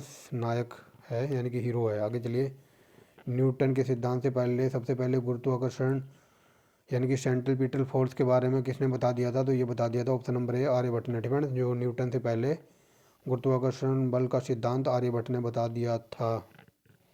आगे चलिए, कायस्थ जाति का सर्वप्रथम उल्लेख किसने किया है? तो ये किया है याज्ञवल्क्य ने। गुप्त राजाओं को सही क्रम में लगाना। तो देखिए, सबसे पहले श्रीगुप्त आएंगे, फिर घटोत्कच गुप्त, फिर चंद्रगुप्त, फिर समुद्रगुप्त। आगे चलिए, चंद्रगुप्त द्वितीय ने अपनी बेटी प्रभावती का विवाह किससे किया था? तो ये किया था रुद्रसेन द्वितीय से। ठीक है। और प्रभावती की माता कौन थी? अभी ऊपर पढ़ के आए हैं, कुबेर नागा। ठीक है। आगे चलिए, नगरों का क्रमिक पतन किसके काल की एक महत्वपूर्ण विशेषता थी? तो ये गुप्त काल की। आगे चलिए, दास मुक्ति का अनुष्ठान का विधान सर्वप्रथम किसने किया था? तो ये किया था नारद ने। मौखरी शासकों की राजधानी, ये वेरी वेरी मोस्ट इंपॉर्टेंट है, तो ये है कन्नौज। और कन्नौज को कई जगह लिखा मिलेगा बिलग्राम। ठीक है। तो ये बिलग्राम का युद्ध पूछ लेता, तो ये हुआ था 1540 में शेरशाह सूरी और झंडूबाम हुमायूं के बीच में बिलग्राम का युद्ध हुआ था। कई जगह कन्नौज की लड़ाई भी लिखी मिलेगी। ठीक है। आगे चलिए, प्रथम गुप्त शासक के बारे में मिल प्रथम गुप्त शासक के बारे में कौन जानकारी देता है? तो ये देता है सिंह। गुप्त काल। ठीक है। गुप्त काल में ब्राह्महिर ने प्रसिद्ध पुस्तक बृहद संहिता की रचना की थी। यह किस विषय पर आधारित है? तो बृहद संहिता बताइए किस पर आधारित है? तो ये आधारित है खगोलीय विज्ञान। ठीक है। Option number A. आगे देखिए, गुप्त राजवंश ने डैश अवधि में शासन किया था? तो ऑप्शन नंबर बी, 319 से 500 ईस्वी तक। पुंडरबर्धन भुक्ति अवस्थी थी, तो ये कहाँ पर थी? तो ये थी उत्तर बंगाल में। ठीक है। तो समझ गए होगे। पुंडरबर्मन भुक्ति अवस्थित थी, तो ये पुंडरबर्मन वगैरह उत्तर बंगाल पर राज कर रहे थे, ऐसे याद रख लेना। आगे चलिए, गुप्त राजवंश के संबंध में यहाँ पर बताना कौन सा कथन सही है। तो देखिए, कुमारगुप्त कुमारा कुमारामात्य सबसे महत्वपूर्ण अधिकारी थे और घरेलू प्रांतों में वे राजा। टिप्पणी साहब चलिए, कुमारामात्य सबसे महत्वपूर्ण अधिकारी थे, ये सही है। और उन्होंने तथा घरेलू प्रांतों में वे राजा द्वारा प्रत्यक्ष रूप से नियुक्त होते थे, तो ये सही है। टिप्पणी, गांव के मुखिया को महत्व खत्म हो गया और उसकी समिति के बिना भूमि का लेन देन शुरू हो गया, तो ये गलत है। टिप्पणी, जो गुप्त काल में गांव का जो मुखिया वगैरह था, तो इसका A1 क्वालिटी का महत्व था। टिप्पणी, और यहाँ पर लिखा है महत्व समाप्त हो गया, तो ये गलत है। टिप्पणी, तो दूसरा गलत है, तो पहला सही है। टिप्पणी, ऑप्शन नंबर A। तो ये कई बार बता दिया। टिप्पणी, सती प्रथा का उल्लेख कहाँ पर मिलता है, तो ये ऐरण अभिलेख में मिलता है। आगे चलिए, गुप्त काल में उत्तर भारतीय व्यापार निम्नलिखित में से किस बंदरगाह से होता था, तो ये होता था ताम्रलिप्ति, कई बार बता दिया। चांदी के सिक्के जारी करने वाला प्रथम गुप्त शासक कौन था, तो ये चंद्रगुप्त द्वितीय। टिप्पणी, ये शुरू से पढ़ के आ रहे हैं। आगे चलिए, कुमारगुप्त प्रथम के मंदसौर अभिलेख में निम्नलिखित में से किस श्रेणी का उल्लेख मिलता है, तो ये मिलता है रेशम बुनकर श्रेणी का। टिप्पणी, और ये भी ऊपर क्वेश्चन आया था ना कि कुमारगुप्त का जो मंदसौर अभिलेख है, तो इसमें एक सूर्य मंदिर का निर्माण करने वाली श्रेणी का नाम क्या था, तो ये बुनकर श्रेणियों ने सूर्य मंदिर बनवाया था। टिप्पणी, याद रखेंगे। समुद्रगुप्त की प्रयाग परिस्थिति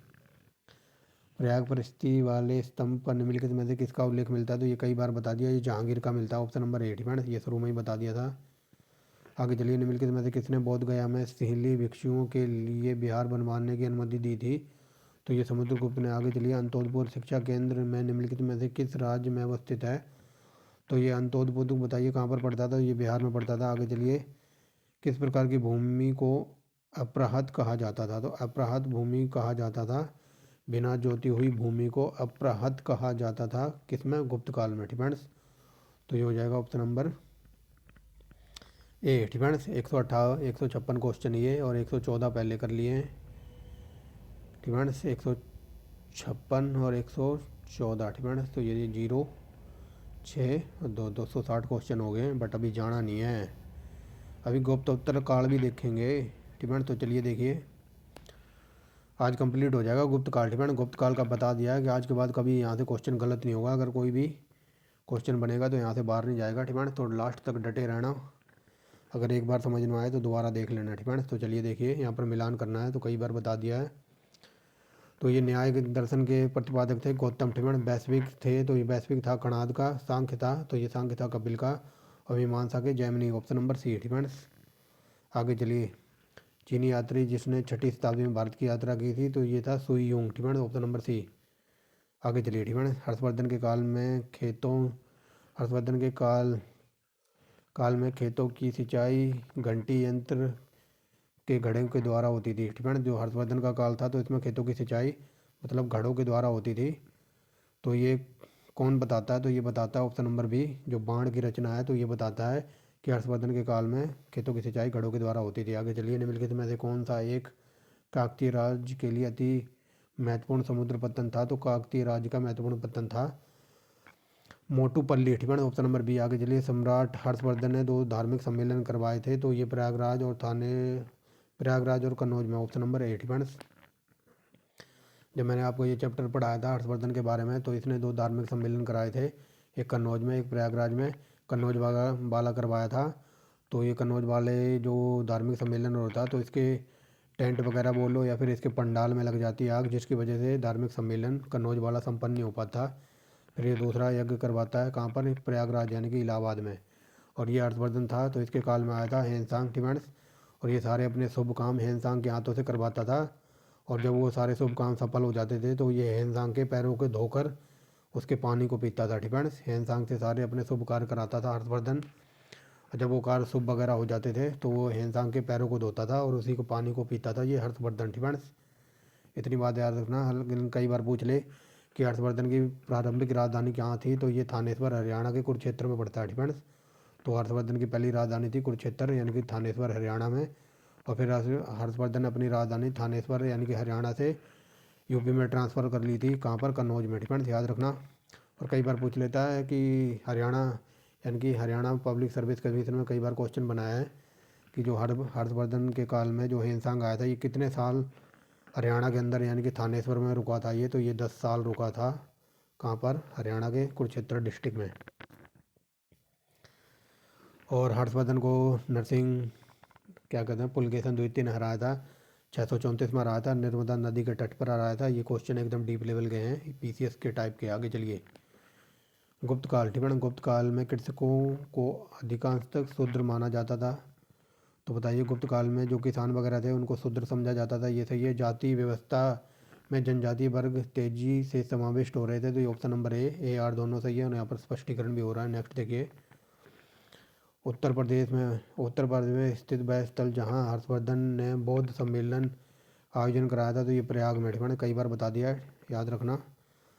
हर्षवर्धन के समय, ठीक है। हर्षवर्धन की रचनाएं किसकी पुस्तकों में निहित हैं? तो हर्षवर्धन की रचनाएं मिलती हैं कल्हड़ की पुस्तक, ठीक है। और कई बार ये पूछ लेता है कि हरिसेन किसके दरबार में थे? तो ये था समुद्रगुप्त के, और कालिदास था चंद्रगुप्त द्वितीय के। और हर्षवर्धन के दरबारी का भी पूछ ले तो उसका नाम था बाणभट्ट, ठीक है। आगे चलिए। नर्मदा नदी के तट पर, तो ये कई बार बता दिया। नर्मदा नदी के तट पर हर्षवर्धन को किसने हराया था? पुलकेशन द्वितीय ने, ठीक है। ये डीप लेवल का एकदम, देख लीजिए। कई बार ये यहाँ से ऐसे क्वेश्चन पूछ लेता है। हर्षवर्धन और पुलकेशन द्वितीय की जो लड़ाई हुई थी कहाँ पर हुई थी? तो नर्मदा नदी के तट पर, ठीक है। ये आईएएस का पूछा हुआ है, इसीलिए मैंने डीप में पहले ही बता दिया। आगे चलिए। निम्नलिखित में से किसने हर्षवर्धन को हराया था? ऑप्शन नंबर डी पुलकेशन द्वितीय ने। आगे चलिए। हर्ष की उपाधि बता दीजिए कौन सी थी? तो हर्षवर्धन ने उपाधि धारण की थी परम परम माहेश्वर की। तो देखिए सामंत यहाँ पर कथन कारण वाला है। तो देखिए सामंतवाद का विकास गुप्तोत्तर काल की कृषक रचना की प्रमुख विशेषता थी। तो ये सही है, पढ़ के भी सही लग रहा है। इस काल में भूस्वामी मध्यस्थ वर्ग और आश्रित कृषक वर्ग अवस्थित आया, ठीक है। यानी कि अस्तित्व में आया। यानी कि इस काल में भूस्वामी वर्ग और मध्य वर्ग और आश्रित कृषक वर्ग अस्तित्व में आया, ठीक है। तो ऑप्शन नंबर ए यानी कि ये दोनों सही हैं और स्पष्टीकरण भी हो रहा है। आगे चलिए। हर्ष के सोने के सिक्कों के पृष्ठ भाग पर क्या मिलता है? तो ये देवी शिव और पार्वती की मूर्ति छपी हुई मिलती है, ठीक है। जो हर्षकालीन जो सोने के सिक्के हैं तो इनके सोने के सिक्कों पर फ्रंट साइज में शिव और पार्वती की मूर्ति देखने को मिलती है। आगे चलते हैं। हर्ष के माने जाने वाले सोने के सिक्कों का पृष्ठ भाग, तो ये शिव पार्वती का मिलता है, ठीक है। आगे देखिए। नेक्स्ट देखिए क्या कहता है। तो कथन कारण वाला देखिए। बौद्ध ग्रंथों की खोज में हेनसांग लगभग 2 वर्ष कश्मीर में रहा। तो ये पढ़ के ही सही लग रहा है। और उस समय कश्मीर बौद्ध विद्या का एक प्रसिद्ध केंद्र था। तो ये लॉलीपॉप क्वेश्चन है, दोनों के दोनों सही हैं, ठीक है। ऑप्शन नंबर ए आर दोनों सही हैं और यहाँ पर स्पष्टीकरण भी हो रहा है। नेक्स्ट देखिए। हर्षवर्धन ने प्रयाग संसद आयोजित की थी। तो ये सही है, ठीक है। प्रयागराज में मतलब धार्मिक सम्मेलन कराया था। ये सही है। वह बौद्ध धर्म की केवल महायान शाखा को लोकप्रिय करना चाहता था। ये वेरी वेरी मोस्ट इंपोर्टेंट है। तो ये option number B A R दोनों सही हैं और यहाँ पर ए आर का व्याख्या नहीं करता, ठीक है। याद रख लेना ऑप्शन नंबर बी, ठीक है। नेक्स्ट देखिए। यह हेनसांग बताता है अपने देश के बारे में। हेनसांग का उल्लेख है कि गन्ना गन्ना गेहूँ पश्चिमी भारत में उगाए जाते थे और धान यानी कि चावल उगाया जाता था मगध में। तो ये सही है। हेनसांग का उल्लेख है कि हर्षवर्धन ने अपने राज्य की आय को 4 हिस्सों में बांट रखा था। यानी कि 100 रुपये हैं हर्षवर्धन के पास और इसने 4 पार्ट में डिवाइड कर रखे हैं। तो देखिए 1/4 सरकारी खर्च के लिए, मतलब 25 रुपये अपने सरकारी खर्च के लिए, अपना राजपाट चलाने के लिए। दूसरी चौथाई राज्य के कर्मचारियों को वेतन देने के लिए। तो ये 25 रुपये मतलब वेतन वगैरह देता था 25%, ठीक है। तीसरी चौथाई बौद्धिक उपलब्धियों को पुरस्कार करने के लिए, मतलब बौद्ध धर्म को जो भी पुरस्कार वगैरह देता था ये, तो ये 25 रुपये इसमें खर्च करता था। और अंतिम चौथाई दान, मतलब 25 रुपये दान कर देता था। ऐसे 25-25 मिला के 100 रुपये हो गए, ठीक है। तो ये दोनों पढ़ के सही लग रहे हैं। तो ऑप्शन नंबर होना चाहिए सी, ठीक है। ये देख लिए आईएएस का पूछा हुआ है, ऑप्शन नंबर सी। आगे देखिए। भारत की यात्रा करने वाले यात्री हेनसांग ने तत्कालिक भारत के सामान्य दशाओं और संस्कृति का वर्णन किया है। तो चलिए देखिए। हेनसांग यात्रा करता है भारत की और हर्षवर्धन के काल में। तो हर्षवर्धन के काल में आता है ये हेनसांग के बारे में बताना कौन सा कथन सही है। तो देखते हैं कौन सा कथन सही है। सड़क और ठीक है, सड़क और नदी मार्ग लुटेरों से पूरी तरह सुरक्षित है, ये गलत है। जो सड़क सड़क से जो व्यापार होता था और नदी मार्गों से जो व्यापार वगैरह होता था, तो वहाँ पर A1 क्वालिटी के डाकू रहते थे, ठीक है। तो ये रास्ते सुरक्षित नहीं थे, तो पहला गलत है। और पहला गलत है तो ये नहीं होगा, ये नहीं होगा, तीसरे में पहला है तो ये नहीं होगा, तो ऑप्शन नंबर बी आंसर है, ठीक है। दूसरा तीसरा सही है। आगे चलिए, ठीक है। तो ये दूसरा तीसरा आंसर है। देखिए, जहाँ तक अपराधी के लिए दंड का प्रश्न है कि अग्नि जल और विष द्वारा सत्य परीक्षा किया जाना ही किसी भी व्यक्ति की निर्दोषता अथवा दोष का निर्णय के साधन थे, तो ये सही है। और व्यापारियों को नौघाटों और नाकों पर शुल्क देना पड़ता था, मतलब जो व्यापारी वगैरह व्यापार करते थे, तो जो जहाँ पर नौघाटों और जहाँ से नाव वगैरह चलती हैं, ठीक है, तो नौघाटों और नाकों पर इनको शुल्क देना पड़ता था। ये दोनों सही हैं, ऑप्शन नंबर बी हो जाएगा। आगे चलिए। हैंसांग के अनुसार जो नालंदा विश्वविद्यालय था, तो वहाँ पर 10,000 स्टूडेंट वगैरह पढ़ते थे जब हैंसांग आया था इंडिया में, ठीक है। तो 10,000 स्टूडेंट पढ़ते थे नालंदा विश्वविद्यालय में, ठीक है। आगे चलिए। हर्ष के दरबार में हैंसांग को एक दूत के रूप में तो ये ताई सुंग ने भेजा था, ये मैंने शुरू में बता दिया था। ताई सुंग ऑप्शन नंबर ए, ठीक है। और यहाँ पर लिखा ऑप्शन नंबर डी, तो ये गलत है, ठीक है। ये गलत है, ठीक है। यहाँ पर होना चाहिए था ऑप्शन नंबर ए, ठीक है। ये मैंने गूगल पे सर्च किया तो ताई सुंग दिखा रहा है, ठीक है। बाकी आप भी कर सकते हैं। आगे चलिए। CU की, ठीक है। तो CU की पुस्तक लिखी थी हैंसांग ने। आगे चलिए। निम्नलिखित में से किसने नालंदा विश्वविद्यालय का भ्रमण किया और अध्ययन किया था, तो ये किया था ऑप्शन नंबर ए हैंसांग। आगे चलिए। गुप्तोत्तर काल में निम्नलिखित में से किस न्यायवेत्ता ने यह घोषणा किया था कि शूद्र प्रकृति से दास नहीं है, तो शूद्र प्रकृति से दास नहीं थे, तो ऐसा कौन बताता था, तो ये सब ऐसा बताते थे मेधातिथि। आगे चलिए। हैंसांग यात्री ने किस शासक के समय भारत की यात्रा की थी, तो कई बार बता दिया, हर्ष। आगे चलिए, ठीक है। अगला क्या कहता है।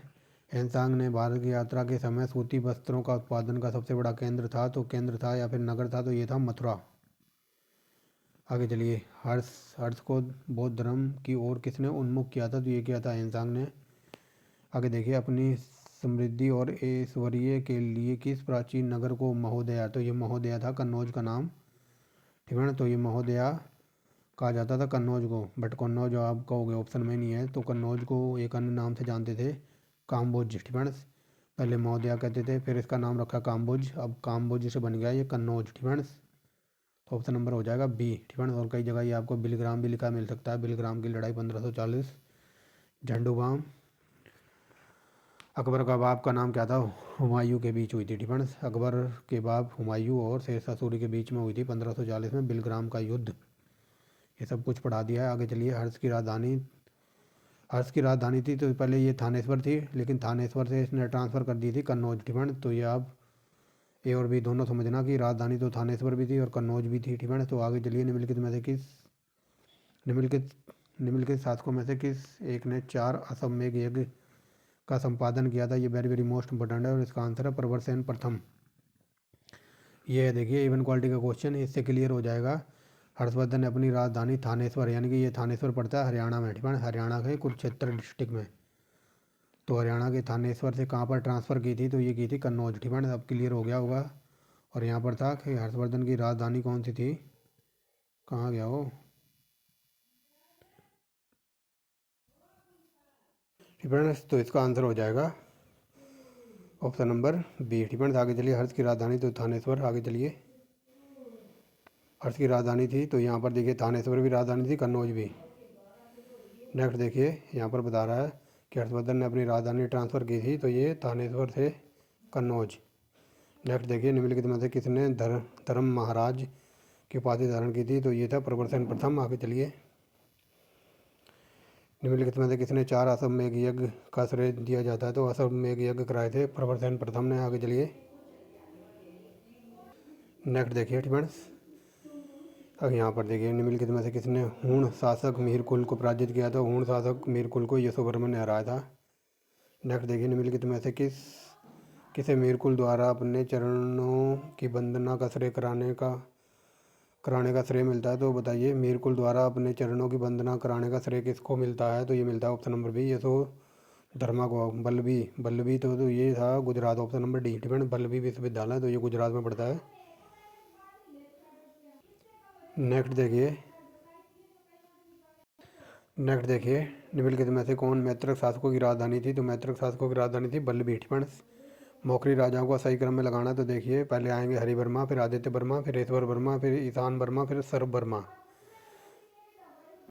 नेक्स्ट देखिए फ्रेंड्स, निम्नलिखित में से किसकी उपाधि परम सौगात थी? तो परम सौगात उपाधि थी राजवर्धन की। नेक्स्ट देखिए निम्नलिखित में से किस अभिलेख में महासामंत शब्द का सबसे प्रथम उल्लेख मिलता है? तो महासामंत शब्द का प्रथम उल्लेख मिलता है वैन्यगुप्त के गोणधर अभिलेख से। ठीक है, ये डीप लेवल का है। आगे चलिए, सनेत से किनके सिक्के के सांचे मिले? तो सनेत से किनके सिक्के सांचे मिले हैं? तो ये योद्धों के सिक्कों के सांचे मिले हैं। आगे देखिए, 6वीं 7वीं शताब्दियों में एक मौर्य वंश कहाँ पर शासन कर रहा था? तो ये कर रहा था लाट पर। निम्नलिखित राजाओं में से किसने तुला पुरुष दान संपन्न किया था? तो ये किया था दंती दुर्ग। ये डीप लेवल का है। ठीक। आगे चलिए, बौद्ध धर्म की आलोचना और वैदिक परंपरा का समर्थन करने के लिए विख्यात है। तो ये विख्यात है कुमारिल। ठीक है, ये डीप लेवल का है। आगे देखिए, बैकग्राउंड में थोड़ा नॉइस है, इसी वजह से मैं थोड़ा तेज़ चल रहा हूँ। ठीक है, क्योंकि क्वेश्चन है 58। ठीक फ्रेंड्स, तो थोड़ा तीव्र गति से चल रहे हैं क्योंकि कोई गेस्ट आ गया। ठीक फ्रेंड्स, कदम्बों की राजधानी बनवासी थी, तो बनवासी पड़ती थी गोवा। ठीक फ्रेंड्स, ऑप्शन नंबर सी। आगे चलिए, गुप्त उत्तरकालीन सामाजिक और सांस्कृतिक व्यवस्था के संबंध में निम्नलिखित में से कौन सा कथन सही नहीं है? तो ये हो जाएगा केंद्रीय नियंत्रण में वृद्धि हुई थी। तो मैंने बताया था ना, ये केंद्रीय सत्ता में कोई वृद्धि वगैरह नहीं हुई थी गुप्त उत्तरकालीन में। ठीक है, ऊपर क्वेश्चन ये कर चुके हैं हम। आगे चलिए, निम्नलिखित में से कौन धर्मशास्त्र लेखक पैतृक संपत्ति का पुत्र का जन्माधिकार मानते हैं? तो पुत्र का जन्माधिकार पैतृक संपत्ति मानते हैं विज्ञानेश्वर। आगे चलिए, ताम्रपत्र अभिलेख दर्शाते हैं कि प्राचीन काल में बिहार के राजाओं का संपर्क था। तो ये जावा और Sumatra, option number D. Defence. आगे देखिए, गुप्तोत्तर काल में स्वर्ण सिक्कों का क्रम से अनुपस्थिति और सिक्कों का क्षरण दर्शाता है। तो क्या दर्शाता है? तो ये व्यापार का ह्रास हो गया था। ठीक है, ये मैंने शुरू में बता दिया था कि गुप्त काल के राजा थे, भूमि वगैरह दान वगैरह सब कुछ दे रहे थे, तो इसी वजह से व्यापार का ह्रास हो गया था या फिर व्यापार ख़त्म हो गया था। गुप्तोत्तर काल में कारा शासन था। तो कारा शासन क्या था? तो ये था एक प्रकार का भूमि चार्टर था। ठीक है, तो करा शासन वगैरह किससे संबंधित था? तो एक प्रकार का ये भूमि चार्टर एक्ट था। ठीक है, नेक्स्ट देखिए, गुप्तोत्तर युग में प्रमुख व्यापारिक केंद्र कौन सा था? तो ये था उज्जैन। ठीक है, वेरी वेरी मोस्ट इंपोर्टेंट। निम्नलिखित में से कौन सा राजवंश मध्य प्रदेश से संबंधित है? तो ऑप्शन नंबर ए कलचुरी, ये मध्य प्रदेश में पड़ता था। आगे चलिए, निम्नलिखित में से कौन अंत्यज नहीं है? तो अंत्यज नहीं थे यवन। ठीक है, आगे चलिए, निम्नलिखित चीनी यात्रियों में से किसने हर्षवर्धन और कुमार भास्कर के राज्यों का यात्रा की थी? तो ये था हेन सांग। ठीक है, वेरी वेरी मोस्ट इंपोर्टेंट। आगे चलिए, हर्ष का समकालीन शासक कौन सा था? तो ये था भास्कर वर्मा। आगे चलिए, विक्रम बिहार का संस्थापक कौन था? तो विक्रम बिहार का संस्थापक था ऑप्शन नंबर डी धर्मपाल, कई बार पूछा है। नेक्स्ट देखिए, क्या कहता है, प्रतिहार अभिलेखों के संदर्भित सिक्कों का नाम बताइए। तो प्रतिहार अभिलेखों के जो सिक्के थे तो उनको कहते थे धर्म। ठीक है, कर्नाट वंश का अंतिम शासक कौन सा था? तो ये था option number A Hari Singh. ठीक है, लास्ट क्वेश्चन देखिए, कर्नाट वंश का संस्थापक कौन सा था? तो ये था न्यायदेव। ठीक है, तो ये आज हमारा गुप्तकाल तो गुप्तकालीन जो भी शासक वगैरह थे इनको सबने को देख लिया, यानी कि पूरा गुप्तकालीन पढ़ा दिया। ठीक है, तो ये 260 और 58 क्वेश्चन, ये तो लगभग 300 प्लस क्वेश्चन है जो कि गुप्तकालीन के हैं, एकदम डीप लेवल के। तो कोई नया स्टूडेंट वगैरह हो तो एक लाइक करेगा, सब्सक्राइब कर सकता है ऐसी वीडियो देखने के लिए। लेकिन जब भी हम वापस आएंगे प्राचीन भारत पर तो हम देखेंगे प्राचीन भारत में जो भी स्थापत्य कला वगैरह किसने क्या बनवाया था या फिर किसने क्या कुछ लिखा है। ठीक है, मतलब प्राचीन काल में जब भी हम आएंगे तो स्थापत्य कला वगैरह मंदिर वगैरह देखेंगे। तो thank for watching the video and wait for next video.